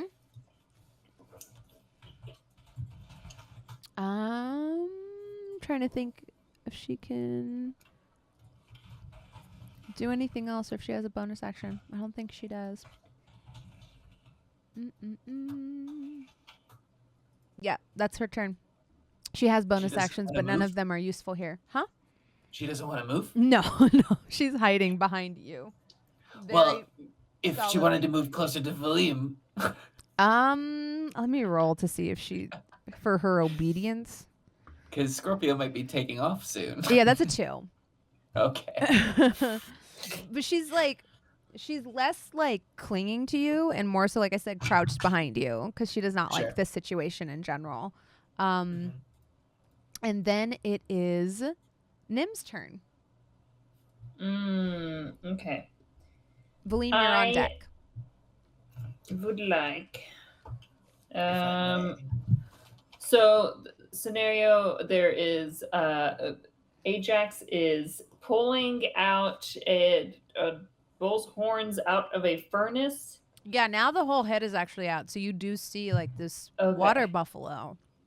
And I heard Ajax said help, so I'm gonna run up and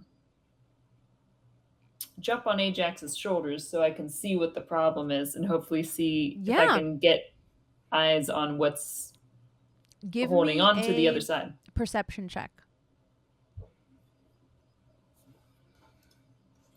Oh, yeah, and you're okay in fire. I mean, yeah, okay. Resistant. 15. You see this bitch. A Is demigorgon? it Demogorgon? Yeah. Yeah. Okay.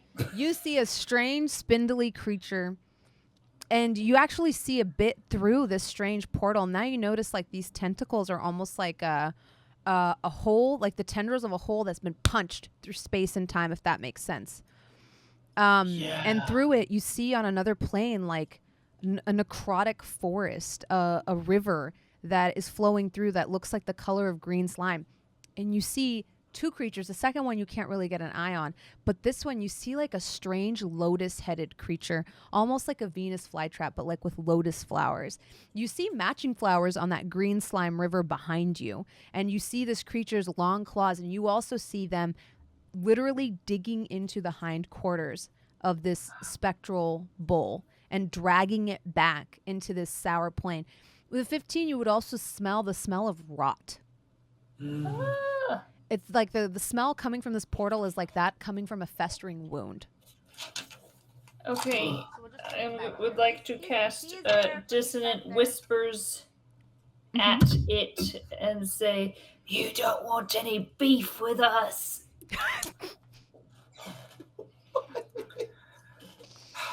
Second time that's come up. And that's a wisdom saving throw? Oh my god, it was spicy. For all of us. Yes. I'm mad I didn't even get that at first. It took everyone's faces for me to actually get the pun. Oh. That hurt. I was like, why is everyone making a weird look? I rolled a 19, and so it's a 18 total. No! Yeah. I have a negative Okay, 1 to but- wisdom. I just rolled really well. It still takes half. Okay. So.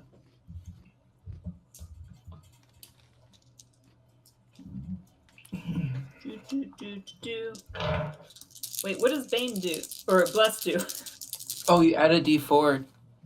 To your attack roll and your saving throws. Oh, okay, so not to that. Mhm. Oh!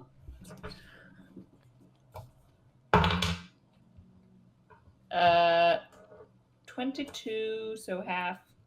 So 11 damage. Still good. Yeah. Psychic damage. You hear it give out like a strange scream or shriek as you attack it. Give me a nature check. Okay.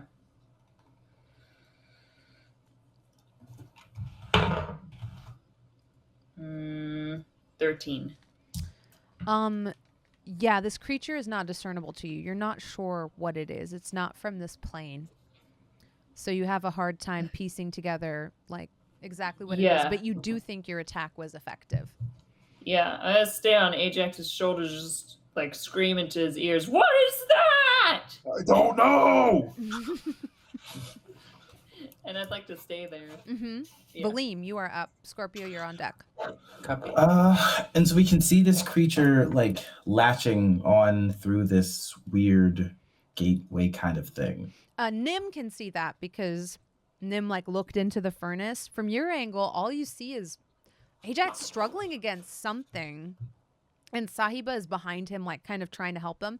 You notice Sahiba is like sweating, and she actually has some battle marks on her, like she's just been like grappling with something. But right now she's mostly concerned for her mount. Okay. You could talk to her or ask her for more information if you wanted to.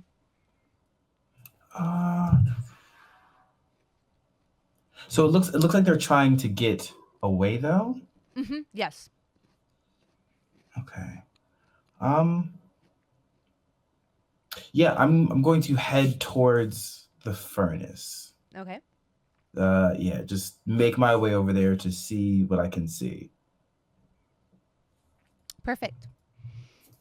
Go ahead and give me a perception check, just because there's a lot of smoke and fire coming out of the furnace. 17. Yeah, you see the same scene that Nim saw, past the mighty haunches of this buffalo that's kind of you're trying to pull out. You do see like a distant, like almost in the back of the furnace, but not really. Like the furnace goes too deep, almost, if you will. A punched hole almost through the fabric of reality that's created these frayed edges that are reaching out almost like tendrils and tentacles into the blacksmith shop, setting things on fire and melting metal. And behind it you see like this strange plane that is nothing like you've seen here on this earth.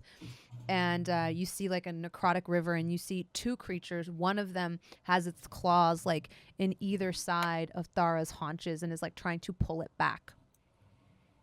Okay. I'm. So Valym almost like the wind around Valym starts to swirl more and more, and then he like leans down and then starts sucking it into his mouth. And while standing in front of the furnace, then shouts outwards and is going to go from casting Warding Wind to instead cast Gust of Wind directly through the furnace at these creatures. Perfect. So a 60-foot long, 10-foot wide burst of wind in the direction chosen for the spell. Perfect. And then when the creature starts its turn, it has to make a strength save or be pushed 15 feet away. Okay. Perfect. Yeah, and Ajax is holding on to the bull, so the bull won't get pushed back. We might have Ajax roll strength to make sure that that doesn't happen. But Scorpio, Well, don't push it through, buddy. it is your turn. My turn? I said Scorpio, it is your turn. Scorpio. So Scorpio is going to take off towards the trough that's over there where like the metal would be dipped in. Mm-hmm. So he's just going to make a leap over there between that and the well. Looking in, there's the trough, that barrel, and then the well itself. Mm-hmm. Does it look like there's water in either the trough or the well? Yeah, there's plenty of water in this quenching trough right here. And it's not built into the floor, right? It's a separate sort of box? No, it sits on top, yeah. Okay. So where Scorpio is, he's going to put all of his weight into a stomp, and he stomps onto the ground enough that it lifts the trough up, and he smacks it with his forehead to send it propelled forward, spraying the water on the fire, hopefully giving them a little bit of time and some relief. Perfect. Give me an athletics check for the stomp. Yes. And then Okay. give me a hit to see if you can send it far enough forward. Okay, so that's 23 on the stomp. So it works. And then would this count as like an attack that I would use Bless on? Yeah. Mm-hmm. Okay. Just like a melee attack for your headbutt, just to see. Ooh, 14 plus 4, 18. And you smack it straight in the middle. Shoots forward.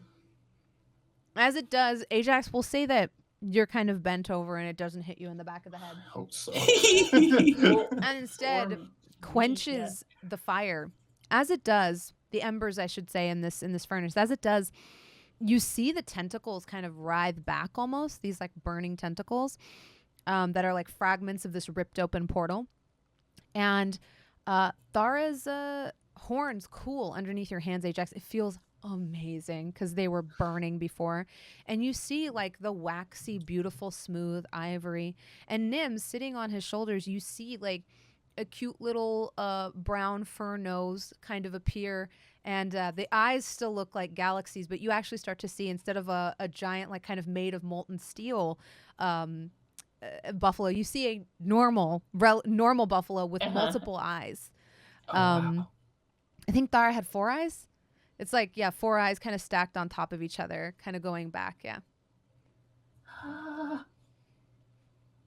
I think Ajax specifically said Nim would love to meet this thing, if I remember correctly. I did. Yes, he did. And it was face to face.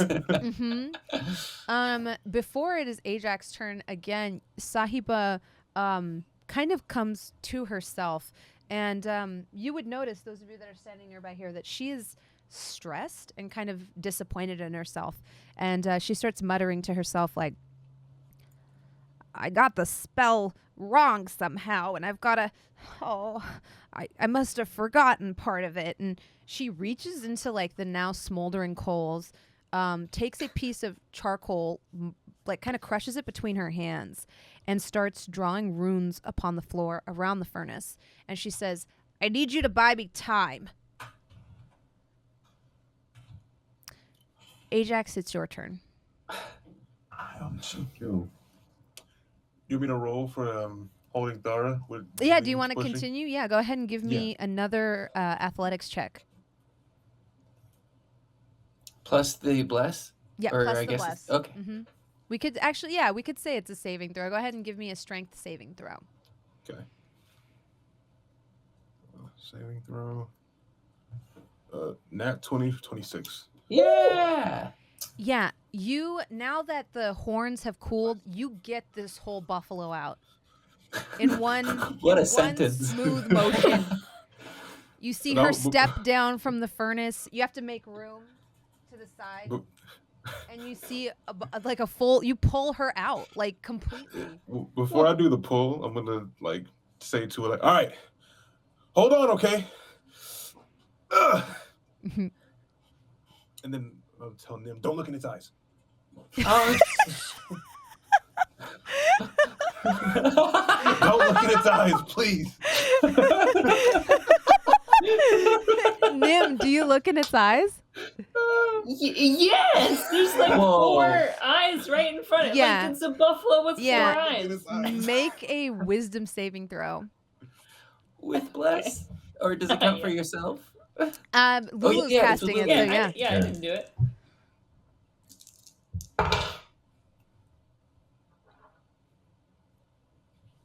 $15. This will half the damage you take. As you gaze into its eyes, the blacksmith's shop disappears. And you find yourself suspended in the cold void of outer space. You see in the distance the sun, like personified as a man, embracing the moon, personified as a woman. And as the moon turns to look at you, you see a meteor come striking down and hit her, and it showers you in a cascade of stars and dust. And as the stars and dust clear, you see the forging of a star as a small figure carefully takes it and rests it into the heavens. And then you are back in the blacksmith shop. That was amazing! You take 6 psychic damage as your brain whirls. So for Nim coming back into reality, just slowly hear like coming as you're coming back, just no.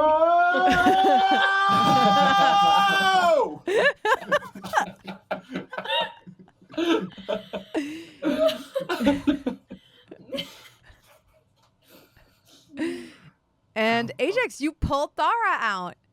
Thara paws at the floor excitedly and kind of nudges you with her nose, but you do notice her hind quarters have been absolutely shredded by this creature from the sheer force with which you pulled her. It is still trying to get at her. And she is within reach. It's going to bite her. It's going to attempt to bite her, and then it's going to attempt to claw at both you and Valym since you're closest to the furnace. Did it start its turn? Yes. It Oh, needs to make its strength saving throw. it does need to make a strength saving throw. Oh, from the gust? Mm-hmm. Yeah. An 11? Nope, 14. Ooh! So it goes 15 feet away further. Get Sweet. blown. So as it goes forward to bite and claw, whoosh, this wind pushes it back further, several feet into the portal. You see now a second creature behind it that looks like this. As it's pushed aside, that creature also gets pushed back further into the portal. It is Lulu's turn. What is Lulu gonna do? Oh yeah, Wind Lulu tunnel. attempts to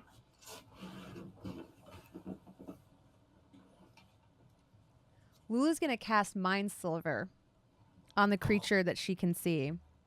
That's a good one. It has to succeed on an intelligence saving throw. It doesn't.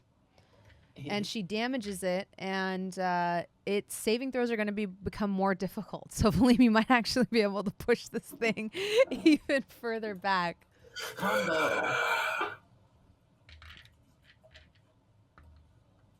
Oh, I rolled max damage on that too. You see this creature shriek and clutch its head as it is driven further back into the portal. And then it is your turn, Nim. Oh yeah. Oh, that was so cool. Ajax. Oh, pull out my loot, my crossbow loot. Strum a little, and then I'm gonna shoot at we can still see the creatures. Yes. Yeah, They're it's just further back. about it's just about 20 feet back from you. I will shoot with my crossbow. Oh, it's 12. A 12 misses. You see it catch. I don't even care. You see it catch your arrow and snap it in half. Oh, it's not very nice. And soon you'll pay the price. I will strum on the lute and bonus action. Let me see when this happens. Actually, it makes it before the start of my next. Because we've got a monk with moves that are very nice. I'll give Scorpio Bardic Inspiration. Fantastic. All right, Valym, you're up. Scorpio, you're next. Copy. Okay. And does it seem like these creatures were made of or using flames? No. In fact, like I said, the creature that was in the front looked to be made of like a lotus flower, almost like a Venus flytrap. The inside of its mouth, its maud mouth, was striated. Okay, cool. All right, so I'm going to maintain concentration on the burst of wind, but then I'm going to cast Scorching Ray. Ooh, and perfect. like basically send them through the wind tunnel, speeding towards the first creature that I affected. Actually, I'm not so worried about the other one. Okay, the lotus perfect. flower.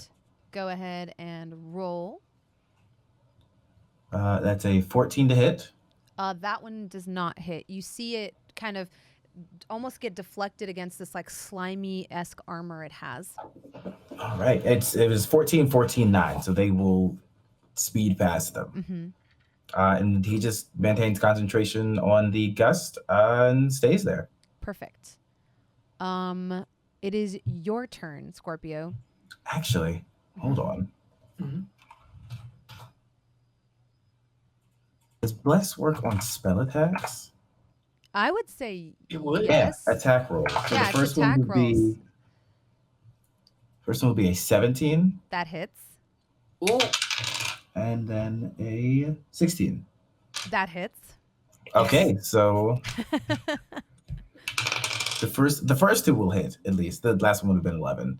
Okay. I don't think it would. Yeah. So the first two that hit. is 12 points of fire damage. Nice. Amazing. As you see Bless is beautiful. your scorching rays kind of sear off this thick mucousy membrane that rests over the sinewy body of this long-clawed creature, you notice that its flesh is no longer knitting together.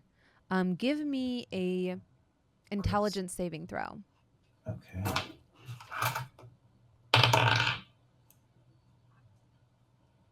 $18. 14 plus 4. You piece together that this creature is very adept at regeneration, but fire somehow staves off this natural healing effect it has. Some of its sort of virility is laid low by your fire damage. Okay. Scorpio, you're up. Since Valym has shot out this like cone of wind and fire, does Scorpio see the enemy now? Yeah, out of the portal? You would be in position to see it. We'll actually just move this so you can see these two creatures over here. Gotcha. And it's still sort of attached to the buffalo? Not anymore. It's been pushed 15 feet back. So it was within 5 feet of it, but at this point It's been pushed back enough that, yeah. I'd like Scorpio to move in between where the buffalo is and like the start of the portal, sort of getting in a position between them. Does it look like they could be attacked without actually going in? Yes. Yeah. Okay. The difficulty here would be, I think the gust of wind would affect you as well. Am I right about that, Gabe? Yeah. Yeah. So there's a chance that if you don't keep your footing, you'll fly in that way. Okay, but it's 60 feet forward, 10 feet wide. So actually, Scorpio sees this gust of wind coming out of Valym, sort of judges it like a double Dutch thing, and then jumps into it and launches forward using the propulsion to attack with his forehead. Roll I mean, attack doesn't with take- advantage because this is a fastball special. Yeah, you don't take damage. You just go. Yeah. Natural 20 Oh, with the advantage. my Yeah, God. so that's 25. Yeah, no, that hits. Yeah. I like how quickly this went from not going into the portal to launching head Wow. first with the wind. bye, Scorpio. So that's 11 bludgeoning. Amazing.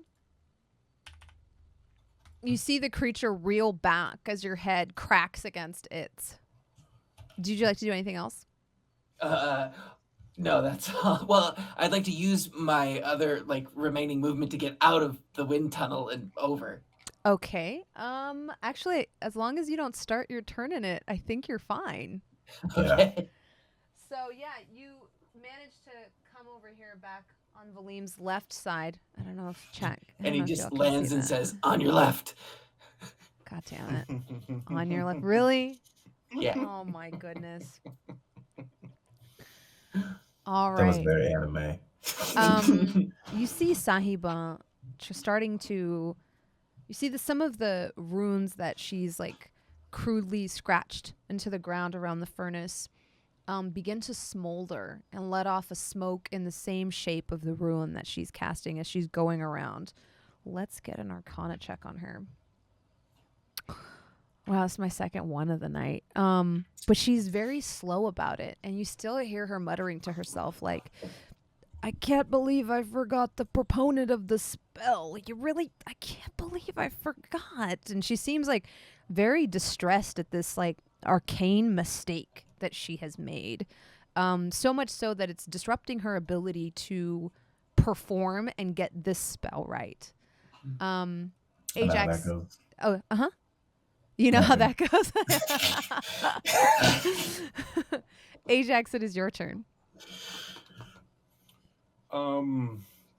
After Nim's trip, Nim, did you fall over, or are you still on my shoulders? No, I'm on your shoulders. It's probably grabbing your head.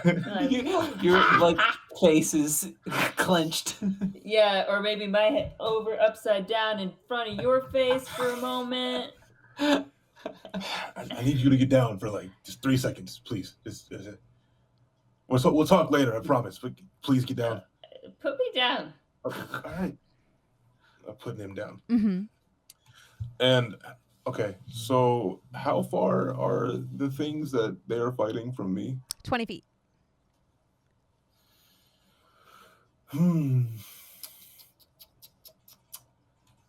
I will move to the one that Scorpio tried to hit. Did hit, excuse me. That did This hit. wood stack out of the way so y'all can see. We'll move it up here to give a fancy effect. I don't know if that's a fancy effect. Fancy. Ooh, And fancy. As a bonus action, I'm going to use Fighting Spirit Mm-hmm. to give myself advantage on weapon rolls and 5 temp health. Perfect. And I am going to try to attack this one in front of me.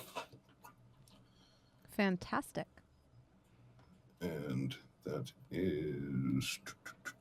You have advantage and bless too. Oh, good, true. Okay, thank God for advantage. That's not it. That's even worse. We'll use the first one. Bless is D4, right? Yes. Two. That is 13. Yeah, it does not hit. Yeah, okay, that's my turn then. Yeah. Just miss. Ajax swings and misses. Do you want to get out of the wind beam? Do you have enough movement left to move out of it? I moved 20 feet.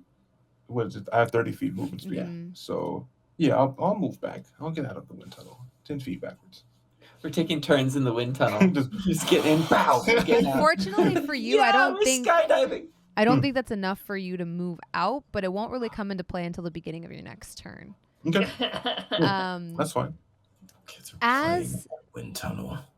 Let's see what this if this creature can make it through. Did you say it was a strength saving throw, Valym? Yep. Does a DC 14? 14 meets. Yep. Okay. So this time you see this creature, this large bony creature kind of regain its footing and push forward. But Dope. as it does, you see this other creature grab it and latch onto its thigh meat and bite it. And it occurs to you that let's see, give me I was gonna say, yeah. It occurs to you that like they're not exactly allies, but this is they might be natural predators to each other as well as, and so it makes you wonder that now that you've beaten up this creature, if this hasn't become the easier prey than the buffalo. Yeah. That makes sense. It's like an alligator and a hippo are trying to kill a buffalo, but then the alligator's hurt. Yes. First creature is going to try to reach the buffalo, which is still here and very injured. It's trying to limp away, but its hindquarters are very badly mangled. It's going to attempt to... Well, how far can it move? Oh, it can move very far. It moves up. It sustains a blow from this creature, but this creature does stay back. It's going to push through the both of you and attempt to bite Thara. It does successfully bite Thara. Let's see if its 2 claws hit. I've got a... Oh, that's high math. 23 and a 13. Do either of those hit? I think the 23 probably hits, definitely. Against Ajax? Yeah. Yeah, against... 20, it'll be 23. Ajax and Valym are closest. 23 hits. Oh. Yeah, absolutely. Does a 13 hit Valym? 13 does not. No. Okay, so the 23 hits Ajax. Ajax, you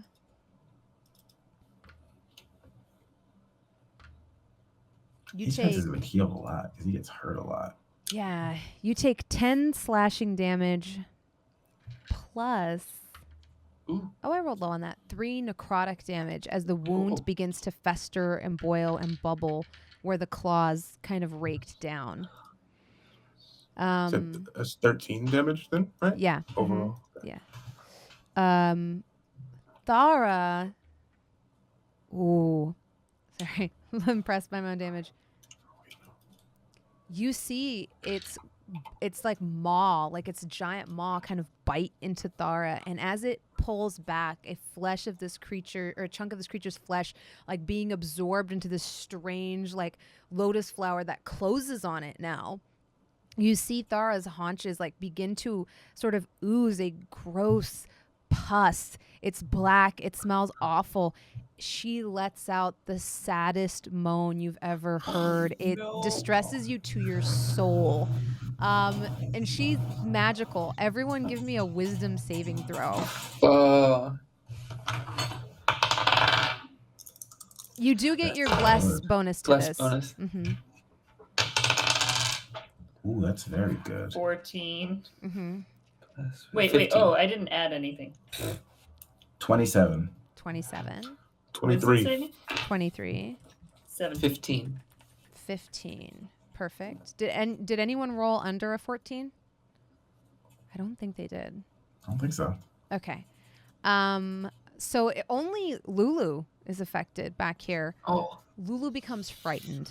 You just see her kind of hunker down, head between her hands, inconsolable. Sure. She just starts crying and cowers by a wood stack in the corner. Just going, no. First the stag, and no. And as she does, I don't think she can maintain concentration. Let me see. Oh, what is she casting? Bless. Bless. Yeah. Oh, that's right. I don't think frighten. You make the rules. Effects. Yeah. But I also don't know how she would. We'll roll for it and see if she. That's a 2. So you lose the bless effect as she becomes so distraught that the spell loses its effect, It is her turn. She willingly can't move closer to the creature. She has disadvantage on ability checks and attack rolls while it's within line of sight. As long as the buffalo is within line of sight. Honestly, I'm gonna roll to see if she can overcome this a little bit. Okay, I got a nat 20. Oh. So her fear turns to like rage as she's sitting there. And although the bless is no longer up, she is going to cast, I think, Eldritch Blast. Yeah. At this creature. She kind of like grits herself. What does Lulu's Eldritch Blast look like? Oh, I think. Yeah, it looks almost like a beautiful beam of like bright purple, like bottle purple, kind of comes streaking out of her hands. It almost looks like smoke as it does, and then explodes on impact. She rolls that's high math. 23, and then she gets 2 beams. I got 23 on both. So both beams hit. Here's my D10.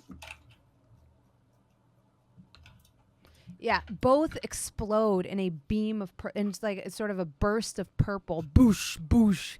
You feel the concussive force of both of these beams smacking against this creature. And as they do, you see it like kind of wince and like reel back in anger and in rage. And then it is your turn, Nim.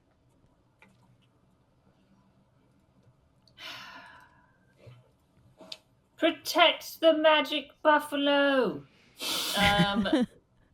So cultivated. Old lady needs help. Oh no. I'll bonus action do a healing word to Ajax. Perfect. Mm-hmm. You get 5 hit points back. Thank you. And Nim's gonna run to Sahiba. Mm-hmm. Yeah. Sahiba. Sorry. And try to like I don't know, aid her in any way or see what she's doing. If there's components to grab, do any like help in Arcana-ing. Yeah, go ahead and give me an Arcana check. Okay. 14? Yeah, you're able to aid her. You're actually you have some knowledge of the magic she's using, but your presence is what encourages her even more. As she sees you helping her, she kind of like steels herself, and on her next check, she's going to roll with advantage. Nice. She tells you like she kind of whispers to you in hushed tones. As like the spell, like I said, the runes begin to rise once again and quiver, emitting this smoke that forms into perfect letters, like kind of vertically on the floor, if that makes sense. Almost like they're being bored into the floor. And she says to you like, tell everybody to get back away from the portal. Get back! Get back, everyone! Back away from the portal! This has been your courier message services. Well done. Okay. Valym, it is your turn. I will say this. You and Scorpio get the sense that once that portal closes, either you have one last shot to get this thing through, or it's going to be stuck on this side with you. Well, if it's on this side, I can kill it. That works too. I'm just letting you know. No, I'm glad. The one on this side is the one that was this gross slimy. They're both slimy. Okay, that's valid. But there was like a green one that almost looked like the texture of pond scum. It was kind of like fuzzy and green and oozed. And it had long, stringy, like almost vine-like hair. And the one in the front is like pale pink and has a head shaped like a necrotic lotus flower. Okay. But the lotus is currently closed as it is consuming the flesh. You notice the veins in it pulse, almost like it would heal. But since it took fire damage from Valym, it does not. Okay. I'm going to the wind goes out, and he leans forward and reaches out into the air, and flame just ignites in his hand as a large flaming scythe-like object appears, casting flame blade. Hell yeah! Does a spin around and then is going to bring it down onto this creature. Perfect. Go ahead and roll to hit. That is 19. That hits. Nice. For 14 fire damage. Did you say 14? Yes, I did. Perfect. Amazing. Yeah, you see this creature writhe and it can't shriek because its maw is shut now. But you see its flesh sear and kind of leave a horrible gash where you struck it. You see it's hurt. It's still on its feet. I would say this is 5 or 4E bloodied state. But it's hurting very badly right now. Is that your turn? Yes it is. And I'm just gonna say in Sylvan, go back to the earth, you disgusting cretin. It doesn't speak Sylvan. That's fine. It was more for me than anything else. I just didn't want them to understand it. Yeah. It doesn't have eyes, but you do notice it like kind of fix on you when you say this. Scorpio, it is your turn. This creature is like kind of standing within 5 feet of you. And now you can smell it. The smell coming off of it is noxious. It's disgusting. Smells like stagnation and ruin. Scorpio's going to sort of assess the situation because of the warning that he just got as well. And Valym wasn't able to sort of finish it off. So Scorpio is changing his targets to be Valym and Ajax. And he's going to launch forward and try to take them with him. Oh, away from the portal. Perfect. All right. Go ahead and give That's true. I did not move. That's true. Give me an athletics check. Athletics. It's a 1. Yeah, as you launch. It's still a 5. Yeah, as you launch forward, you kind of like catch this creature. You get caught by this creature like underneath its arm. It knocks you off kilter a little bit. You trip and you land at its feet with it like shrieking over you. Oh no. And you're like knocked prone. Yeah, it kind of like all of a sudden gives a flail as you're coming through to grab Valym and Ajax, and it just catches you by blind luck is really what it is. It's almost like writhing from the pain of Valym's strike. And as it like kind of jolts back, its arm just clotheslines you and you fall prone on your back. Away from the portal. I try. As this happens, it is Sahiba's turn. Blow it to hell. Oh, man. She rolls with advantage using Nim's help. For an 18, you see the portal begin to warp. And as it does, you see reality itself begin to kind of like chunk away. Almost like space is folding in on itself like origami, becoming unfolded and folding in again. And as it does, the portal, like the tendrils that were previously pushed outward, start to come back in like fingers. As they do, they catch you, Valym and Scorpio, pulling you into the other side. This creature and Ajax manage to stay out. And the two half-elves disappear, as well as the creature in the back, Balvin. into the back of the furnace. Yes, Gabe. Oh my god. Go to hell. Peter Parts. I'm sorry. Continue. The creatures stay? The creature stays. As the portal closes, you notice that it's cut off a bit from the source of its power, and it kind of goes down to one knee as it's removed from this like atmosphere that it's used to being in. You notice it begin to struggle to breathe. Ajax, you get one more hit before this thing strikes out again. This is the one that hit me? Yes. Right? Mm-hmm. Okay, The other so I one have has been closed away from time along with two of your friends. I have to do a wisdom saving throw for this one then. Oh. 19. Okay, so I stay sane. Mm-hmm. Okay, bonus action again. Fighting spirit, Mhm. 5 temp health, Mm-hmm. and advantage weapon rolls. And still going to try to attack it though and try to kill it. If you don't kill it in this round, it is going to attack you and Nim again. Okay. I will say All right. this. You think from looking at it,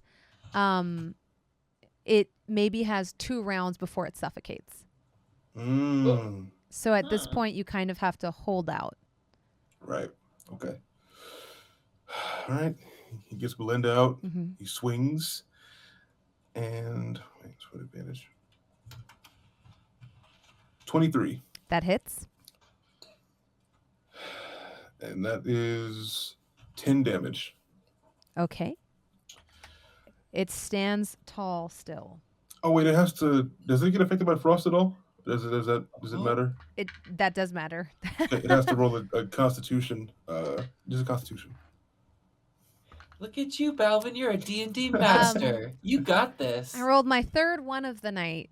Oh, Yeah. God. I've rolled like 2 20s and 3 1s tonight, y'all. Oh man. It's so weird. You are me, and I am you. But yeah. So now it's slowed, Mhm. and I think there's frost damage too. it takes 6 frost damage. It's shit. hurting. That It's was in up. its like it's like writhing. It still is alive.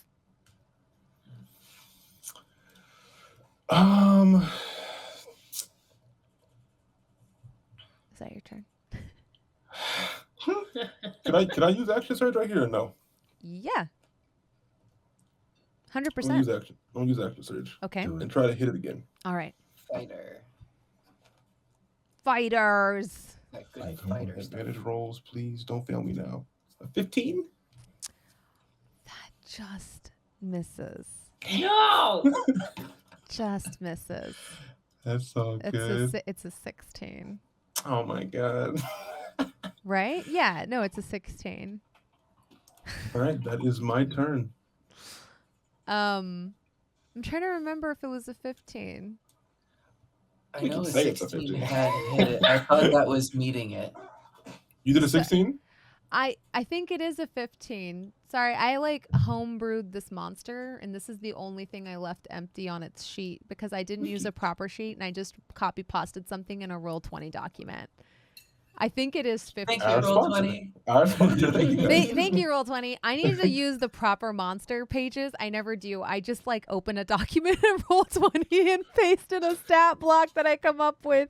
I think it was 15 from when Valym hit it. I'll That go with sounds that. right.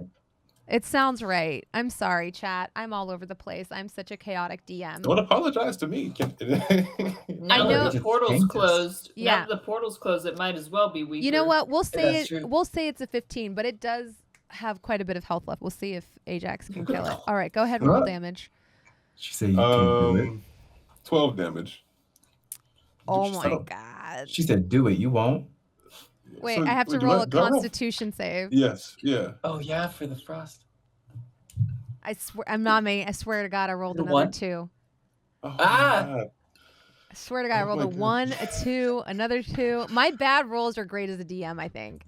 Go ahead and roll your frost damage. I rolled a 6 again. I was gonna Yes! say anything over a 4 is gonna kill it. 6 again. Oh, You So did it. clutch. Gosh, Ajax, you're so sweaty. I'm gonna try hard. I'm sorry. Let me kill this buffalo. God. Two flashes Fuck. back to back.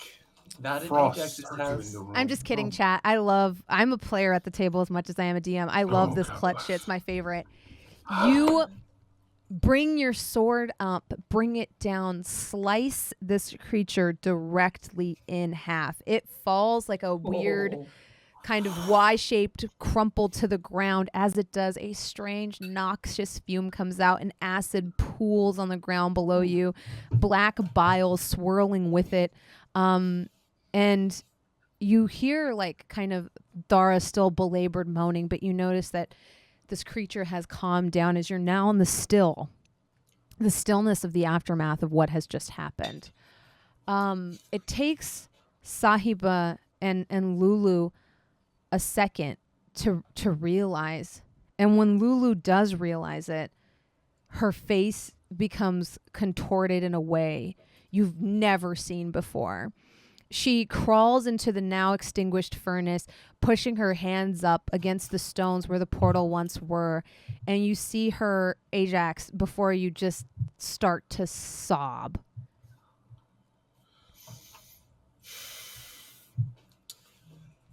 I'll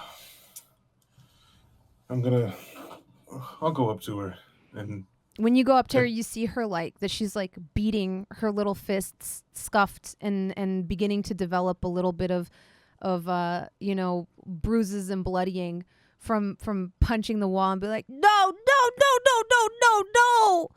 Hey.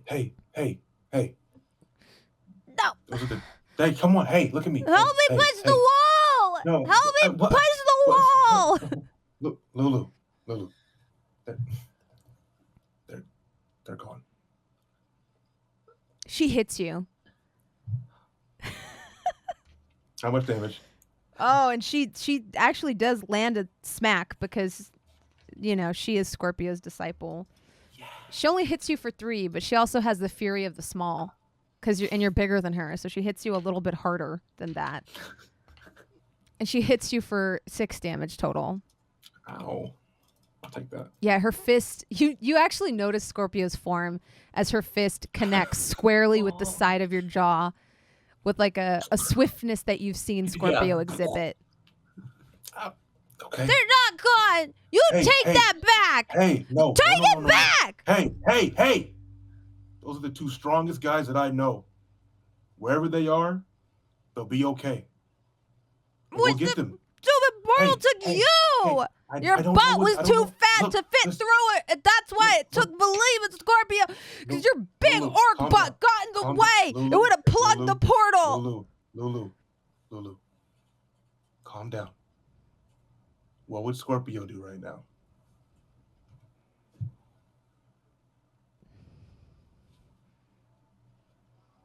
When we are in moments like this is when we find our true selves, and the worth of a man is measured by his actions when he is in distress. That was good. I thought he was. That was amazing. Hey, let's look. I don't know how. And then when I'd be like, what does that mean? He'd be like, Exactly. Ajax will laugh at that. That's a good impression. Look, I would be worried if it was anybody else except them, but I know they could handle it. Long enough for at least for us to find where they went.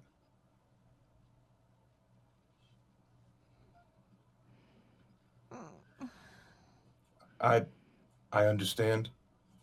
I want to cry too, but I can't right now. Nim like peeks into the furnace where they are.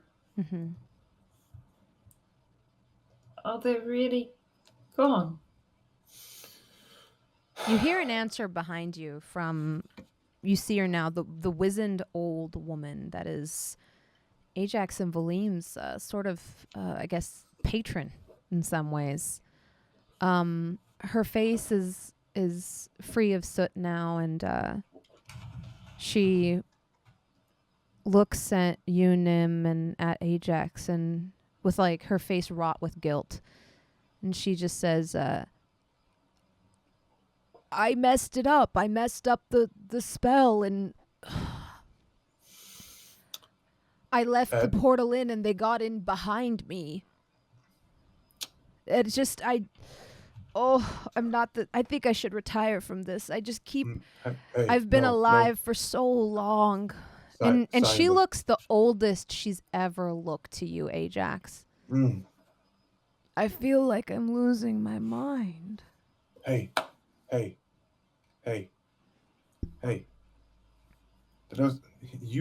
You taught me so much in one conversation. And one of those things was that you're a badass. And badasses mess up too. But right now, we need to know how to fix this. Because we need them back. You don't even have to roll for it. She nods and says,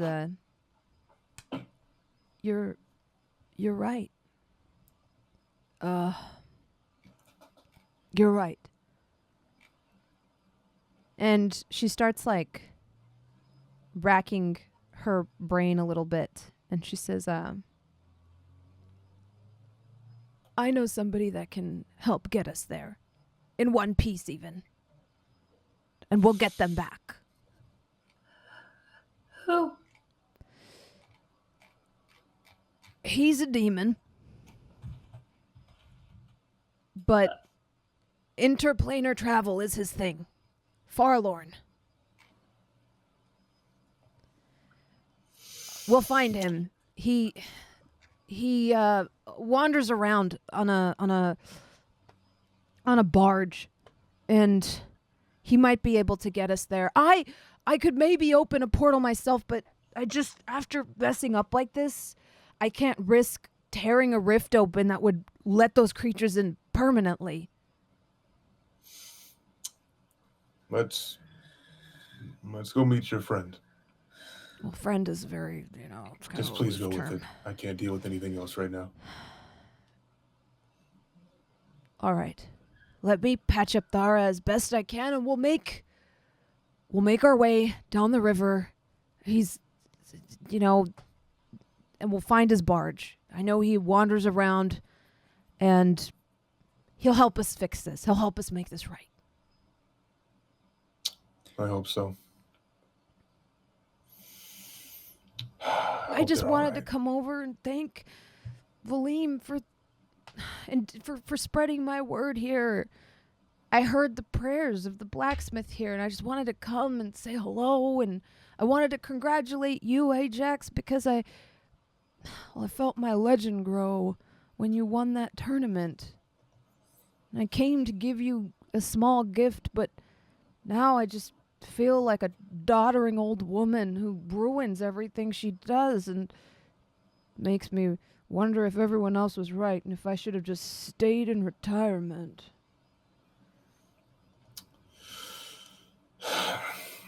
Everything that I've done since we met was thanks to you. And I don't think that Valym or me will be able to face anything that we faced in literally 2 days if it wasn't for your teachings. Heck, I mean, even in the tournament, we used what you showed us. And right now I know that he's thinking of your teachings wherever he's at. And he would not expect you to give up. I'm gonna get him back. The two of you did so well against that lotus trap. Me and Thara made our way through 16 of them, but that last one, they grappled around her ankles and she got slowed down. We almost got stuck back there. What are the odds of them running into more of those things? Pretty high if they don't keep their heads down. We need to move now. We need to go. I'm gonna reach my hands into the furnace to reach them out towards Lulu to grab. Lulu takes your hands. Hers are covered in soot and she still is crying. Come on. Grandma's gonna help us find our friends. She comes out and she goes, I hope so, Granny. You kind of messed everything up. You notice Sahiba, instead of pulling out a spectral hammer and bonking her on the head, is like,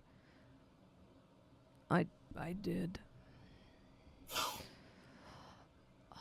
Oh, come along, children. and you see her like pat a hand on Thara's back, and she doesn't heal that much because this is not Sahiba's bag. Some of her wounds stitch back together, but not a lot. Her mount is still somewhat damaged. Nim sort of like reaches over. Magical buffalo friend, may I? You just hear a moo.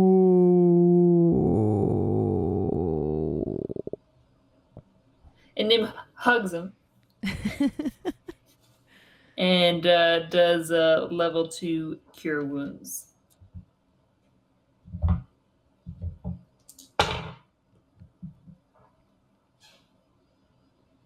For 12 hit points. Oh, that's a lot. Yeah, its wounds stitch back together. It lifts up its hindquarters. It was kind of dragging them behind it on its front legs. And you see its tail swish back and forth happily. Sahiba grabs onto a horn and kind of sits cross-legged in between both of the horns, which is her usual spot. She sits on his head because she's so small. And she says, Well, hop on. We gotta get cracking.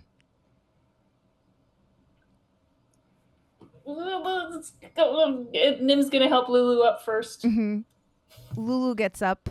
There's room for all of you on here, including you, Ajax, because it's all the small members of the party. Come on. I'll get on. As you all get on Thara's back, she very ploddingly, in true buffalo fashion, she's not that fast, exits the blacksmith shop. And then, Ajax, you see this coming. Lulu and Nim do not. Just with one plodding step, one foot forward, the other foot forward, you hear the cobbles, and then you don't. As she begins treading on air. In that same slow, plodding fashion. The people on the street look up in wonder and disbelief, as in this same kind of somewhat brisk but also lazy cow fashion, this creature takes to the sky with the three of you on its back. Yes. With Valym and I's tattoos, is there any way that we're like actually connected in any kind of way? Where if I was to like, I don't know, because I know that they light up, right? Yeah. If I were to light up mine and like concentrate, would his light up too? Do you do this?